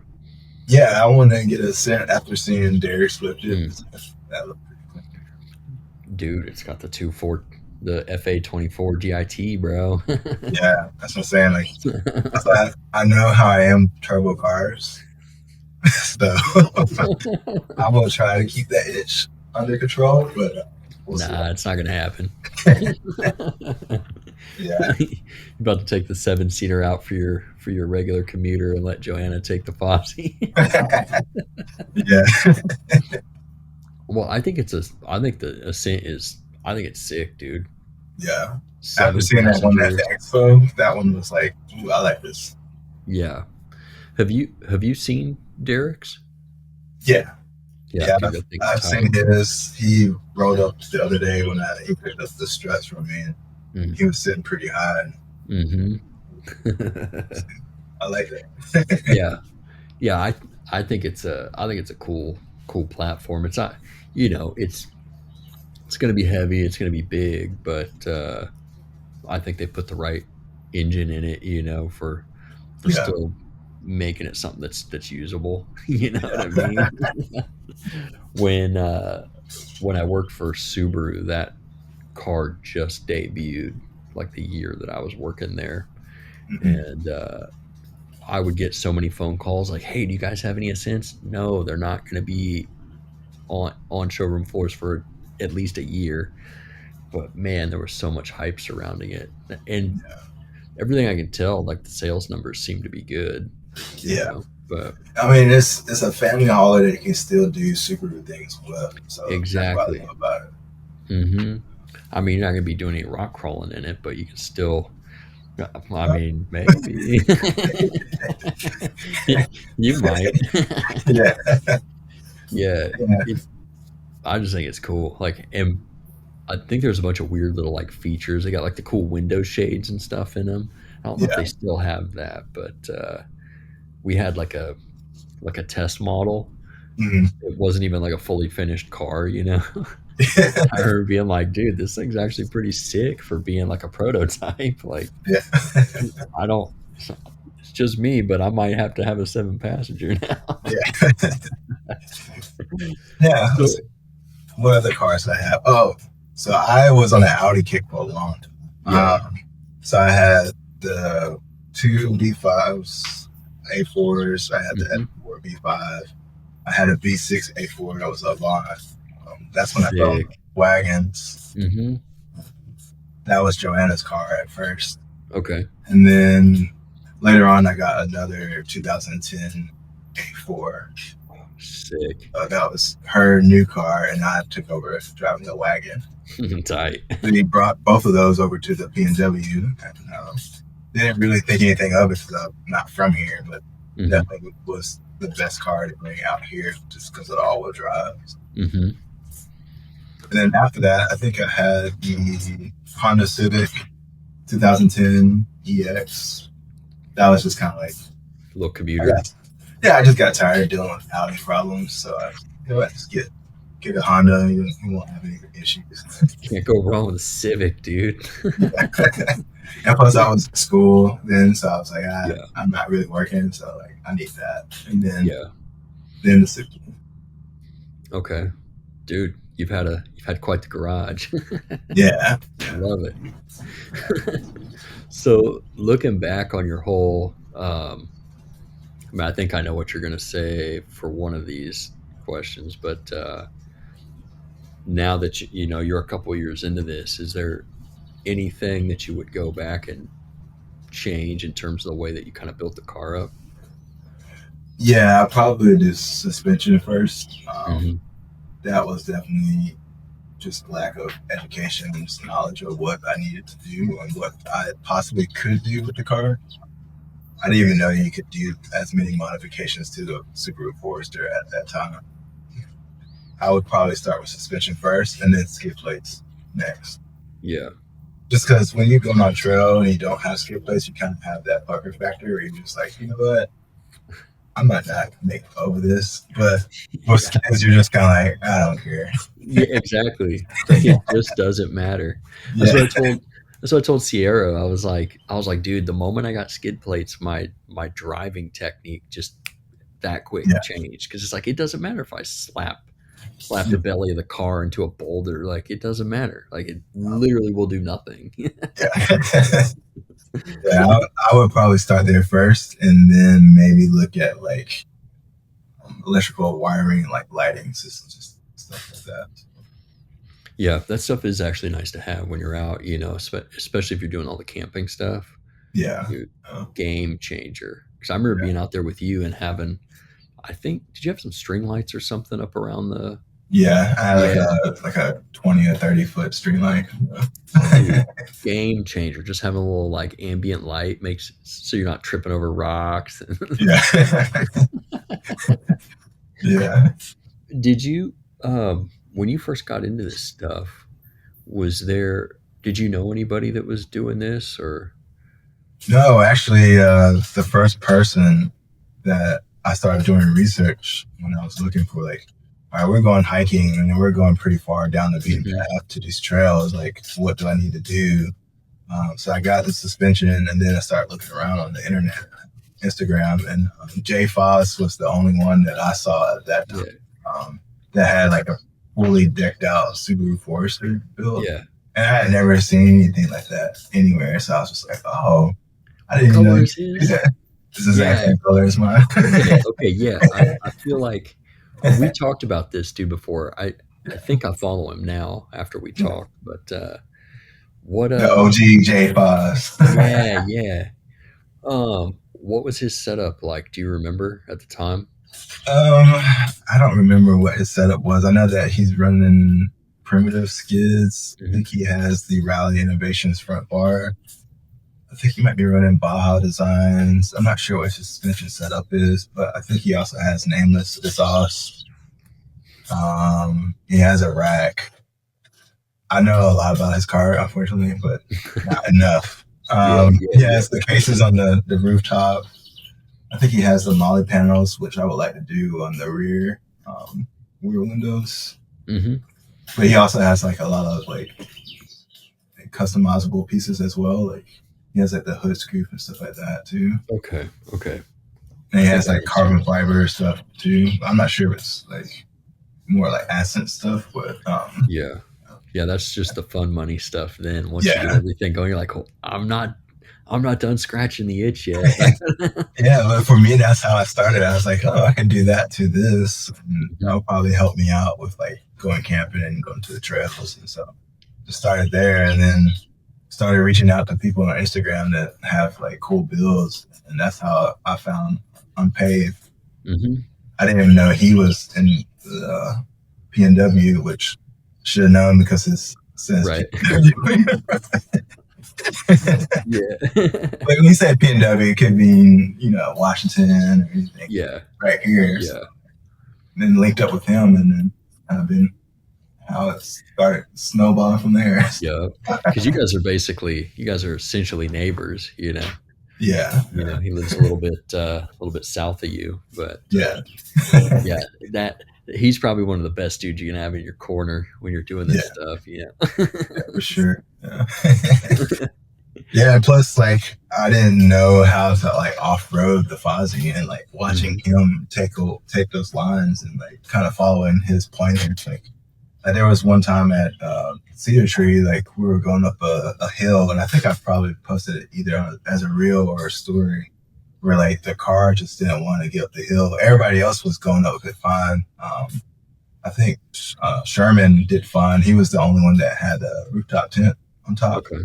Um, but my power was just lagging, so I had to bomb it up the hill. And then Mhm. Derek's like, "Do you have X mode on?" I was like, "Yes."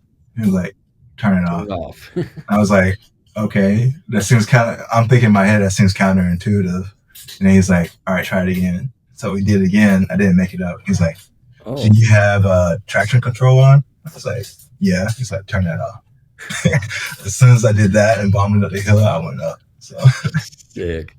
all the Like, stuff that you're telling me to do just makes yeah, sense to me, but it worked. So I was like, I'm glad that he was there to help me out through that. yeah.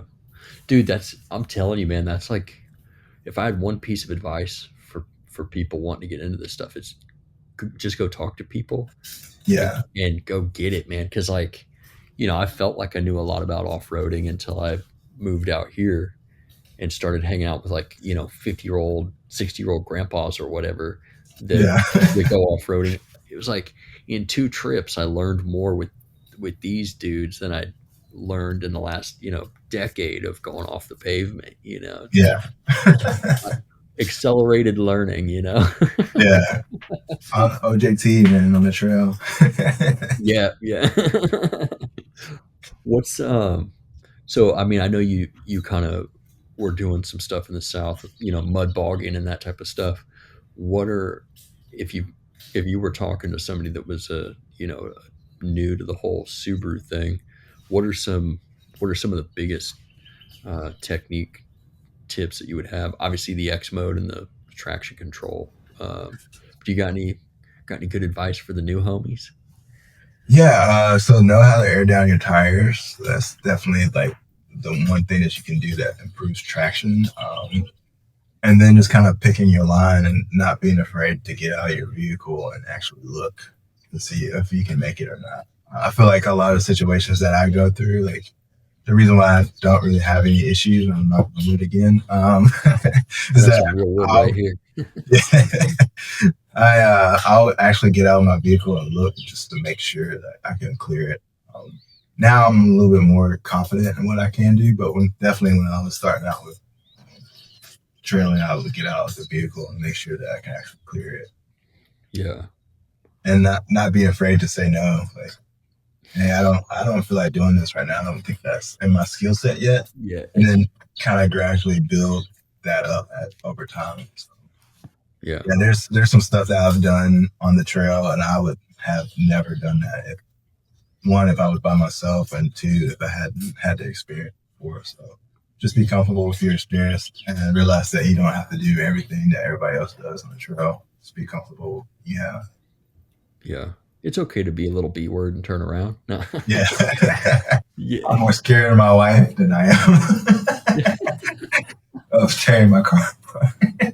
Dude, I'm not gonna lie, dude. Like there's been stuff where, it's usually only me in the rig, but like I've definitely been in some situations where I'm like, I'm sitting this one out, you guys have fun. Yeah. Like I'll be that guy. I don't give a fudge. Like, because I've put my Jeep on its side. I've put the Forester in a pond, I've done all kinds of stupid stuff. But there's sometimes where it's just like, I'd rather just get home today. Yeah. I mean, I've even done trails with JJ in the car, like that Willamette Trail.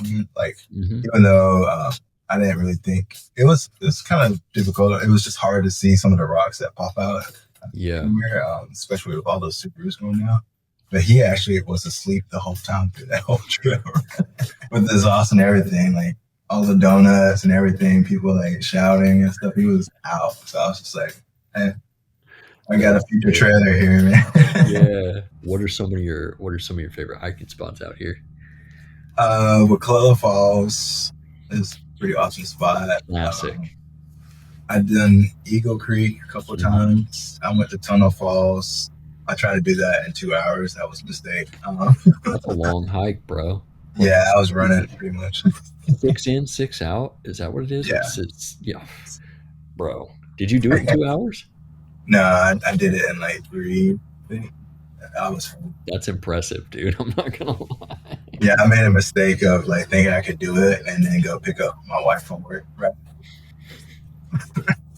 She got picked up late, I'm guessing. Yeah, it was only 30 minutes late. Where were you? No, I was just hiking. Sorry. La Terrell was kind of our warm-up hike. So like, I love that kind spot. of just do that. Like, you know what? We haven't hiked in a while. It's kind of begin and do that hike. It's kind of like our go-to. You ever go up into Washington at all? No. The only Washington hike that we've done, that was Dog Mountain. Oh, and that one was fun. I hate that place. I hate that hike. If you're not an avid hiker, I feel like that one's probably one probably shouldn't do, but it's worth it. But it's just straight up. You ever do like Wind Mountain over there, like further west, bro? We got to go hiking together, dude. I'll make the trip. I'll make the trip further west. I'm super out of shape now, but that whole area is sick, dude. Like Wind Mountain is sick. It's like the Pool of Winds or whatever. There's a cool waterfall there. Oh, I like driving, man. Like I love like going fast in the freeway. Like, if I'm not going like at least 80 something. 503 outdoorsy style, bro. That dude's a machine on the freeway. Yeah. Well, I mean, in the South, like the freeways are so like sparse and like you can really ride on one side of the highway and see the other side. Yeah. A couple of miles. So 80 is like the norm. Like if you're driving like 80, everyone like flying and driving 80. Yeah. Dude, I was just in Phoenix and I was like, oh, I forgot how crazy people drive out here, you know? It's Like like, we're doing 80. That's like literally the speed limit.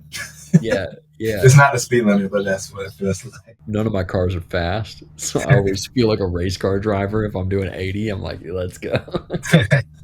how, Yeah. how does the car do with fuel economy? Oh, actually, that's pretty good. I did take a hit with the rooftop tent, Okay.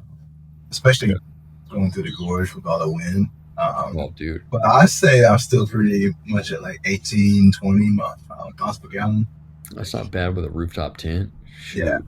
I with the tires and the lift and the rack, I think I was around like maybe 20s, 23s. Okay.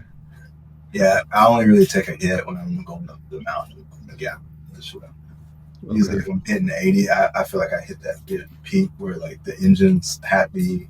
I'm going fast enough that kind of mitigates the wind, resistance that I'm doing.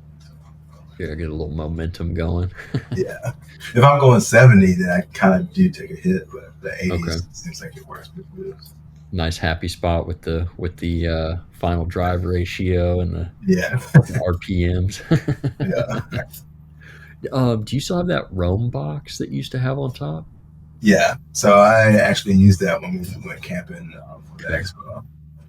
I have the crossbars on top of the tent, so I just used the Gotcha. Roam quick release mounts, threw that on top. And what was in there was just my awning room, the Ironman awning room, Okay. which was clutch when we went to Crescent Lake. Like I had never been anywhere where there were swarms of mosquitoes, and we had toddlers. So there was JJ, and then one of my buddies from my unit. He had his daughter, and another friend had his son, and they were all in the same age group, and they just hit it on because it was so Yeah.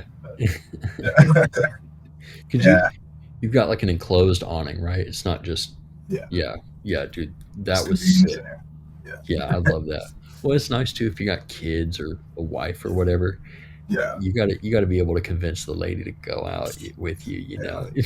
Well, Joanna was the one that got me into the outdoor stuff. I was not really considered outdoors. I mean, I grew up outdoors, but I didn't Mhm. be outdoor activities. I should say. Yeah. Did you live way out in the middle of nowhere as a kid? Was that you that was telling me that? Yeah, I lived in Red Oak, North Carolina, Okay. Rocky Mount, North Carolina area. It's like Yeah. right outside Raleigh. Okay. Yeah. Maybe it was somebody else, but I feel like you were telling me that it was like a mission just to get to like the closest store or whatever, right? Was that you? Yeah, Yeah, yeah, dude. yeah. Yeah. It could take you like 30 minutes to get to the grocery stores. Yeah. Yeah, and then your family lives so far out there. Like the only people would come see you is your family. Yeah. Yeah. Hence the need for Audi A4s and Audi S4s. Yeah, That's no, what's I up. think those were too unreliable at that period of my life to be that far out. It's kind of fun. Okay. Yeah, I can talk about more about the bill. So, Let's go. so my approach to the Fozzie build is more of like a minimalistic build. So I have the modular rack from Spider. I used to have the roof basket on there with the stock rails. Did Okay. a couple of trips with that. I did the Utah road trips with the roof basket. And then after that, I kind of wanted that modularity to put the run box and stuff on top. Yeah. And then it kind of strap anything I wanted to down. So I have that on there. And then I have, well, we already talked about rooftop tents. One thing that I got recently was the Midland NXT 275 radio. Okay. I Okay. just found that with all the trail runs that we were doing, the little handheld radios were just dying too many times. So Yeah. I would either go through one or the other on each trail run. So I just got tired of that and Yeah. picked that up. So now I don't have any issues with comms. So that's awesome.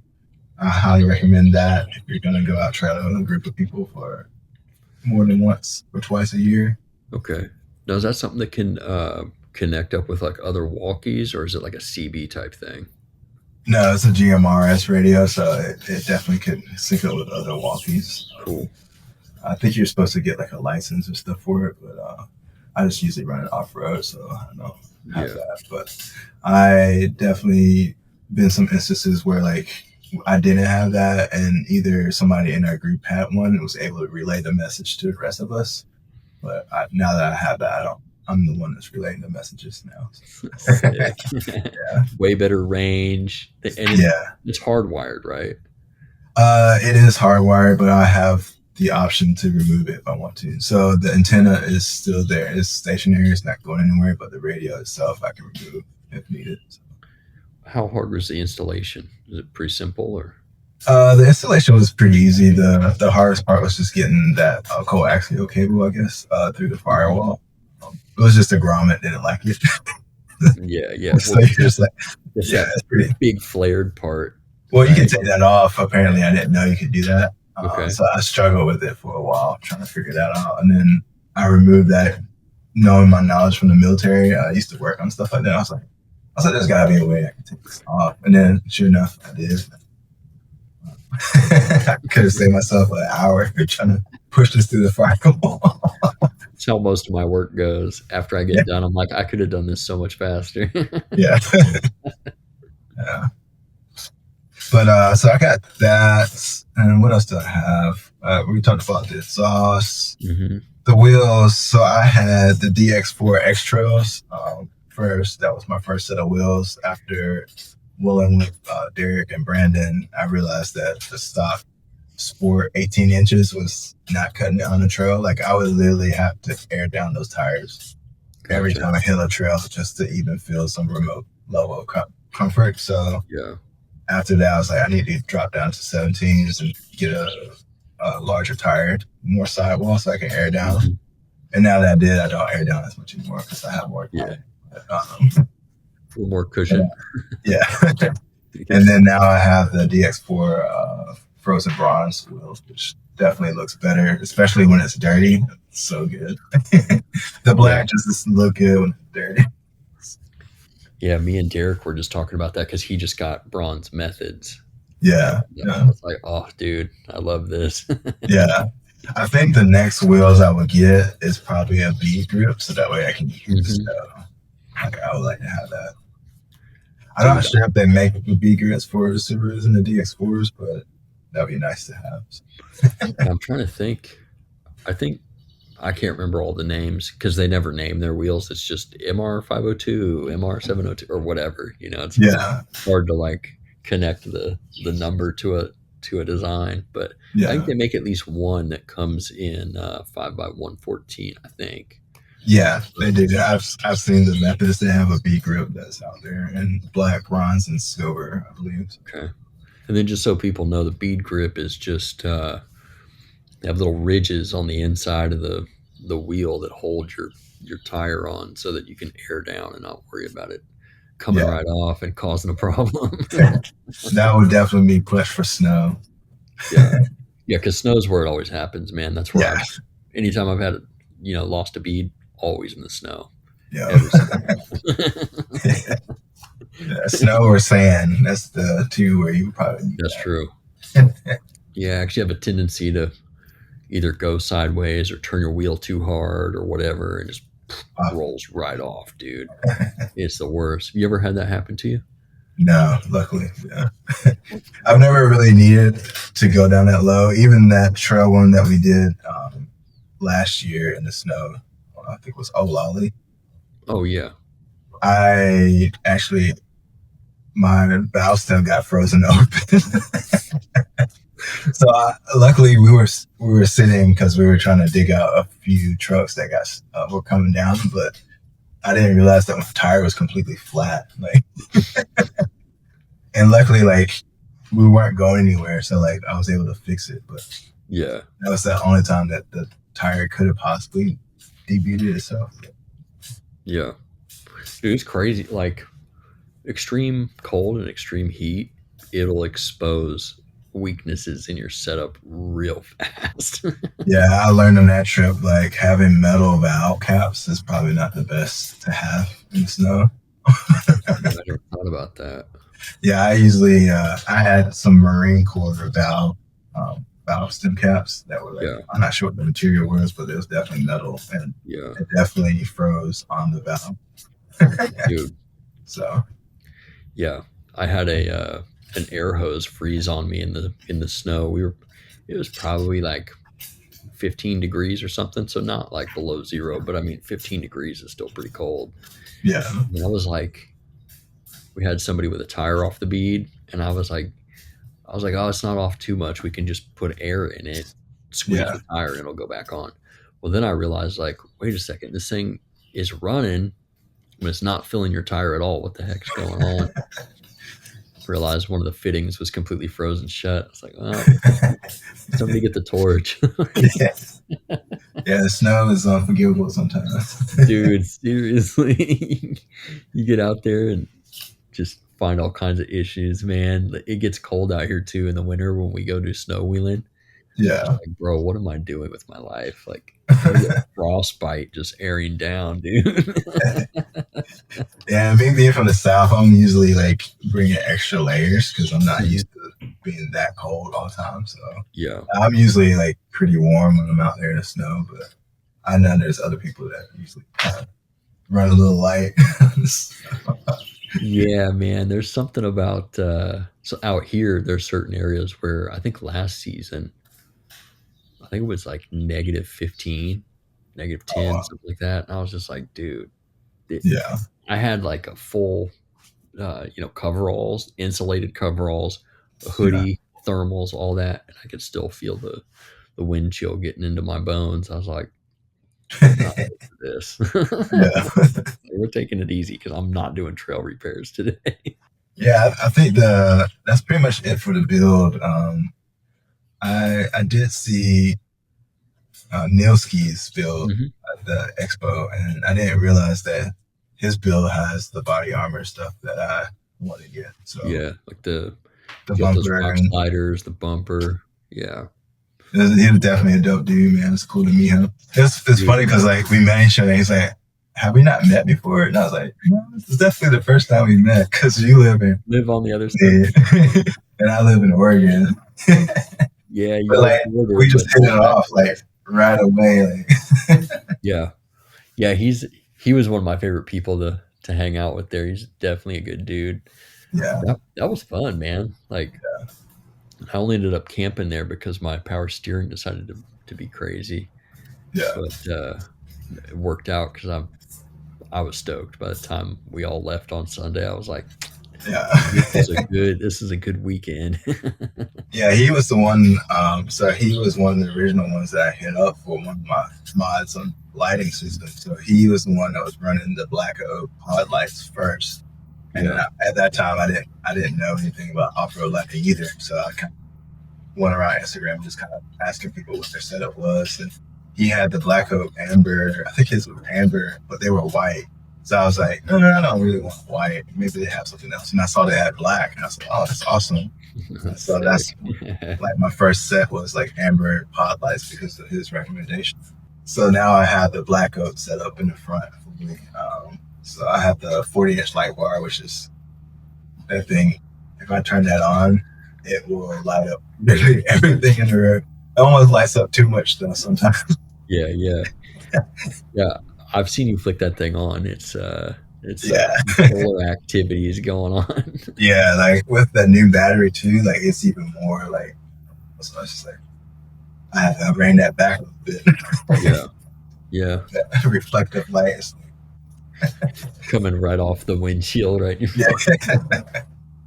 You got it mounted right on the like right above the windshield, like against your Tent, yeah. So it's like I have a little front fairing where the rack is, and then I have like maybe like 1.5 inches of space that fits in perfectly.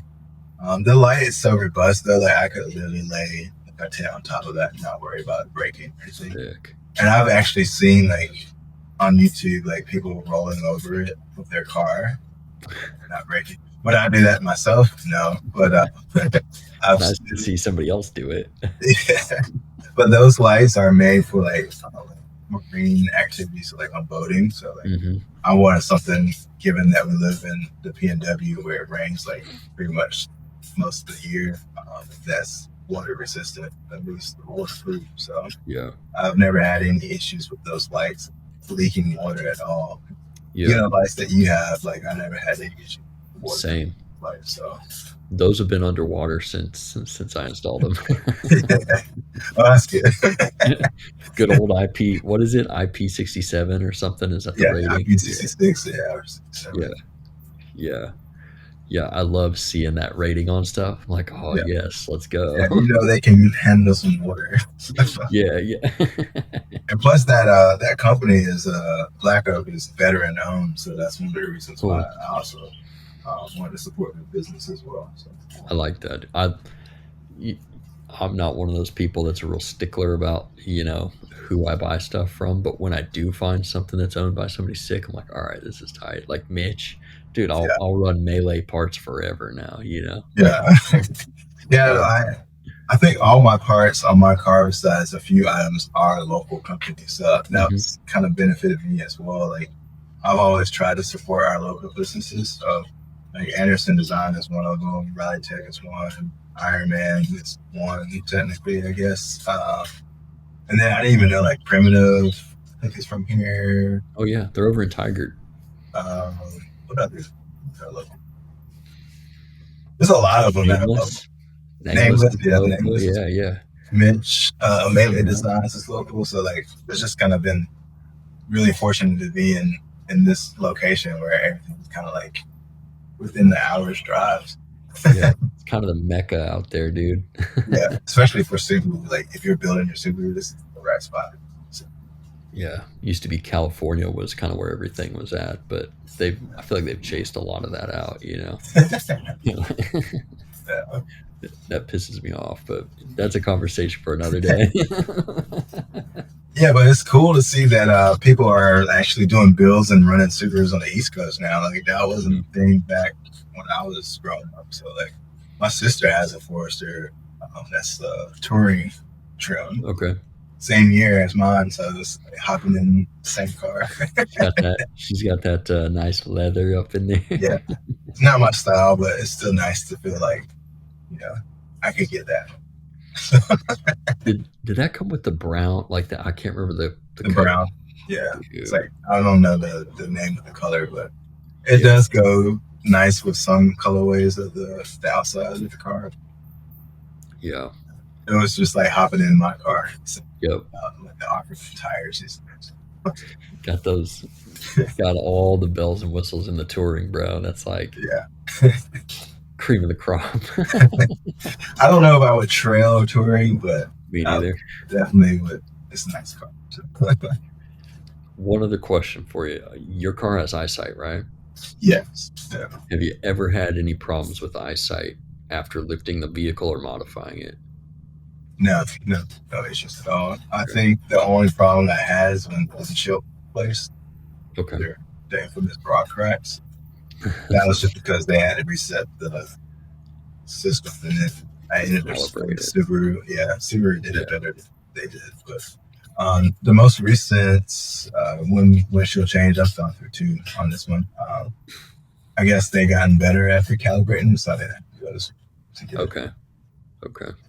And then the only other issue that I have with the eyesight is that I have to turn it off sometimes on trails because like you'll be going through Pinstripe City and the car will like slam on brakes on you and you're just like, oh man, I just lost all my momentum. That's a good point. I never thought of that, telling people to turn their eyesight off when they hit the trails. Yeah, I've been the one that has happened to a lot, especially in the hood area. Like there's some trails I'm like, where does that go? And then you're like, it just gets narrower and narrower and narrower, and the car slams on brakes, and you're just like, well, I need to turn that off. Guess I'm backing down. Well, no, like most of the areas that happens in, I'm like kind of navigating around the trees, and then the branch is hanging low, and it thinks it's an object, which it is an object, but I'm trying to go through it. So just turn it off. Yeah. Do you ever carry Oh, go ahead. No, you go ahead. I was going to ask, you ever carry like a chainsaw or anything like that? I do have a saw that folds up that I can like trim some small stuff, but I don't carry a chainsaw. Yeah. Dude, I've thought about getting one of those small like steel chainsaws or whatever. Yeah, me too. Minis, dude.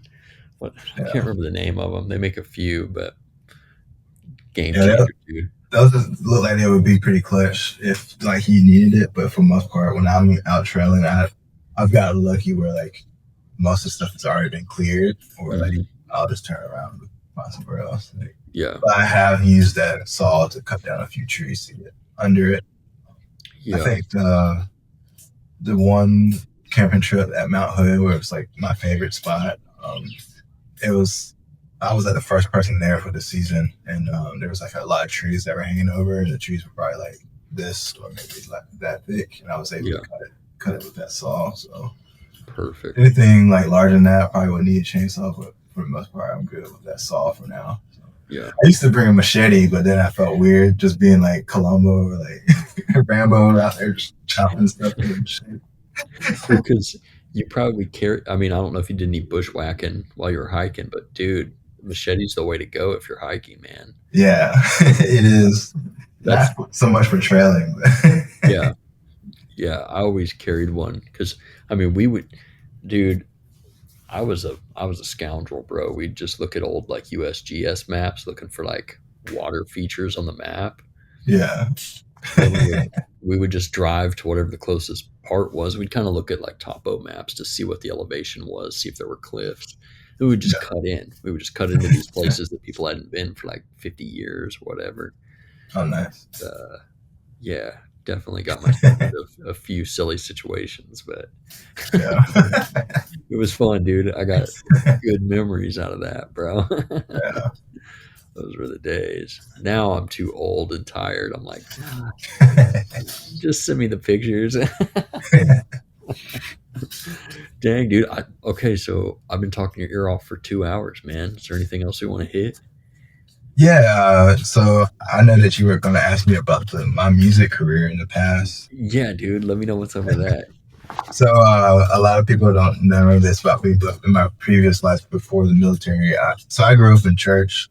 My parents were very involved in church. My dad was like a minister, and Sick. so being in that background, I kind of when I grew up, I wanted to do something in the church, and so I found drumming. That was where I started at first. So I played for the youth group as a drummer.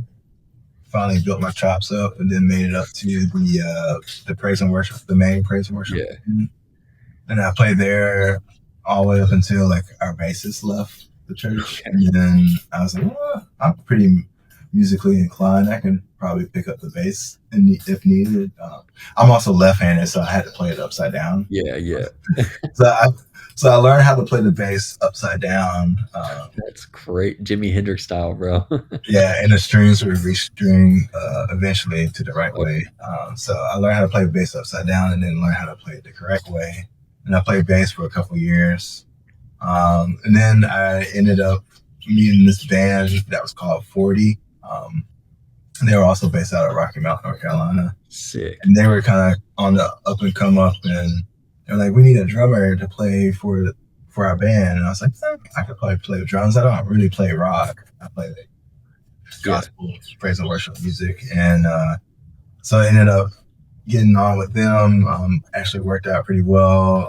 40 was kind of like a mix between Red Hot Chili Peppers, Incubus, U2, Coldplay, and like blues. So like Sick. a lot of like 90s, early 2000s influence. Dude, that's uh, my jam. yeah, and this was before the digital music scene came on. Like we were like kind of at that cusp, like right when digital platforms was coming out. So we didn't really have any like all our stuff was still on CD. Yeah, yeah. Uh, Yeah, nobody stole your music on Napster. yeah. So like built my chops up there playing drums for them.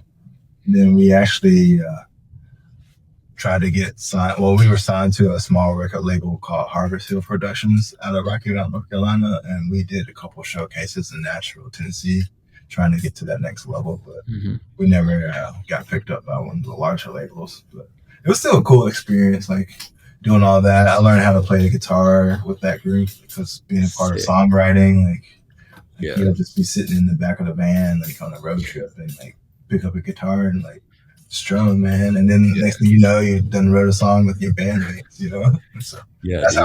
how I learned how to play the guitar, because like I already had a foundation for the bass, and I just had the extra 2 strings for the guitar, and you're good to go. Do you still play music at all, like at home at all or anything? I haven't really played that much. I play every once in a while, but I like the photography and videography part now. Yeah. So I kind of use my musical like knowledge and kind of try to apply that to my photography and cinematography. So Yeah, dude, playing music, even if it's just in like the spare room or whatever, it's so therapeutic.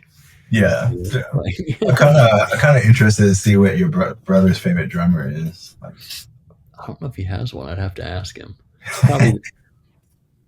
Probably Matt Garska or whatever the dude is from Animals as Leaders. Yeah, I would say my favorite drummer is probably what's his name? Chad Smith from the Chili Peppers. Yeah, dude. He's such a good pocket drummer, man. Like, yeah. You mean Will Ferrell? Yeah, Will Ferrell. Dude, that skit was so funny because like I picked up on that such a long time ago, and I was like, why has nobody thought about this? And then they did it. And I was like, yes. Yeah, dude. I'm I don't play drums. I mean, I can play a 2/4 beat if I needed to, but yeah. When I hear good drumming, I'm like, yes, dude. Yeah. Like, this is sick.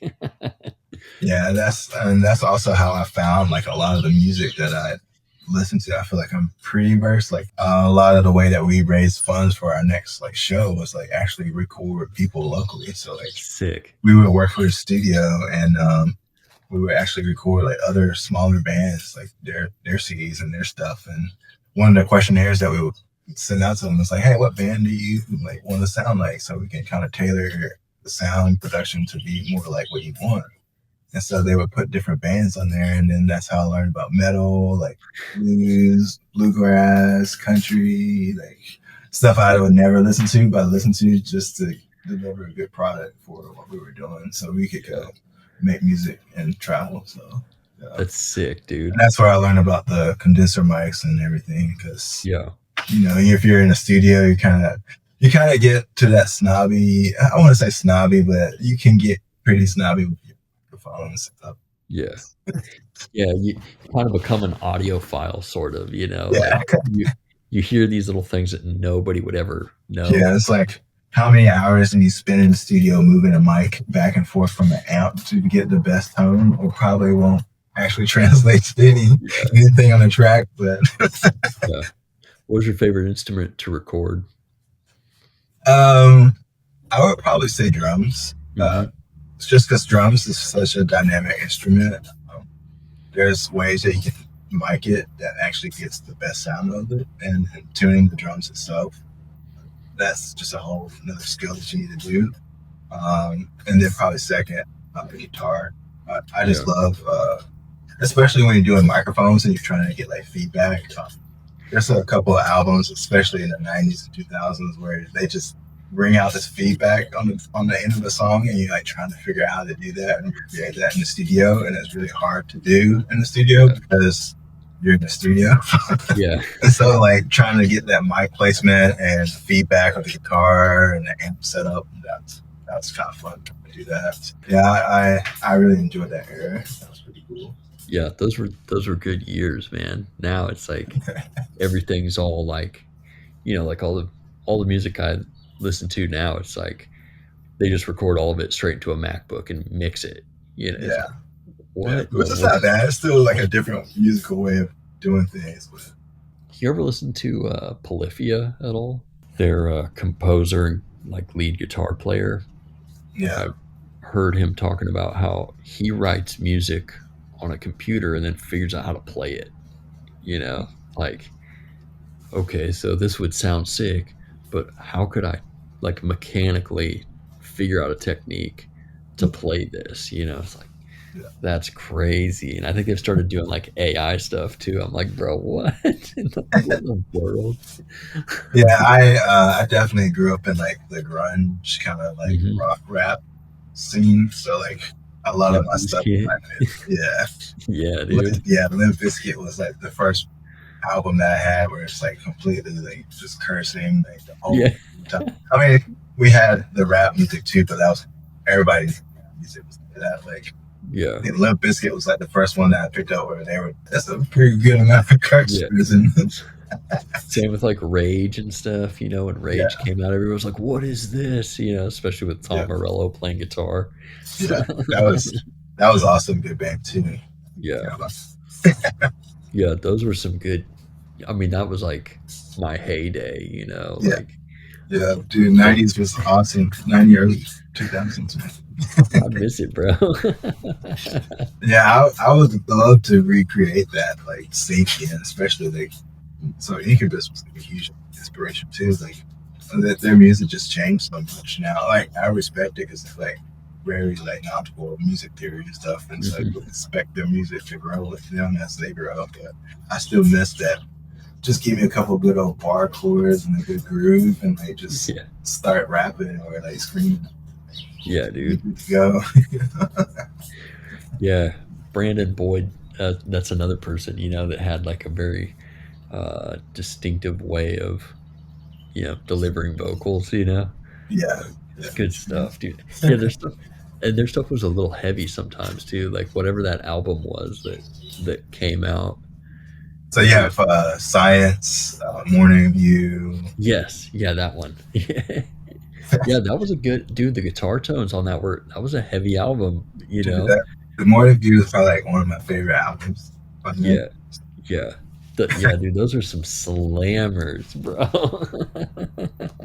Yeah, I think I'll definitely. I was thinking about that, and I kind of wanted to bring that back to like, kind of the Father the Wild page, like Yeah, dude, you me should. breaking out an acoustic guitar at campsite, play Let's some drop D swamp rock music. let's go, dude. I didn't know you played, man. That's pretty cool. I'm no good at it. I just Uh, thought it was fun, you know. Like yeah. taught myself how to play when I was a kid, and then as I got older, I was like, "Oh, this is sick. I want to like play the guitar again." And taught myself how to like sweep pick like basic arpeggios and stuff. I was like, "Dude, this is way fun," you know? Yeah. Yeah, I think I'm gonna tell myself a little bit. So I learned how to play drop D by listening to Creed. Dude, I was like, well, they're playing drop D, so if I want to learn how to play drop D, I'm going to play some Creed. you ever listen to any of the other music that Mark Tremonti has been involved in? Their guitar player. Nah, nah. Oh, dude, that dude actually shreds. Like Yeah, I'm he's a pretty sure you did. Yeah. dude. He's a legit like shredder. You know, can play pretty much anything.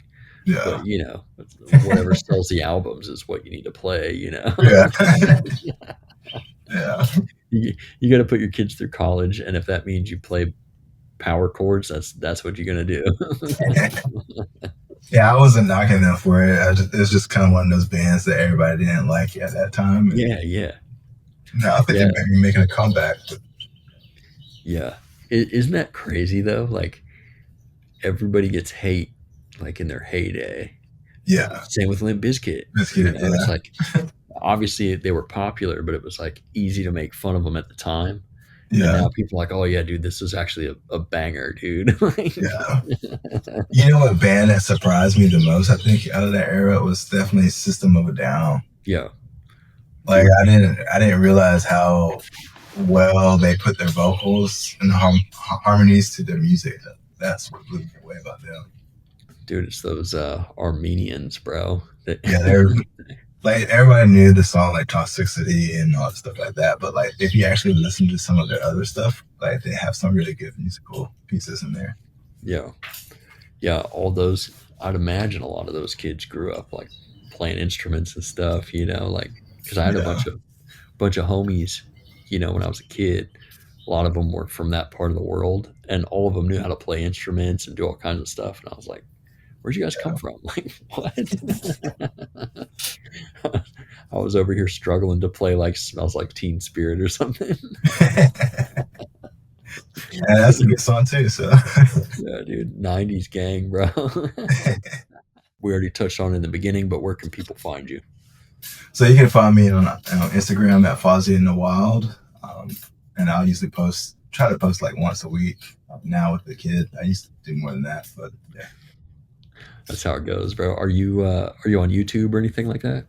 Yes, I am on YouTube. That was like a last year project. So I'm also on YouTube at Fozzie in the Wild. If you type in just Fozzie, you may get a country band that pops up. So just type in Fozzie in the Wild. Should be able to find me. And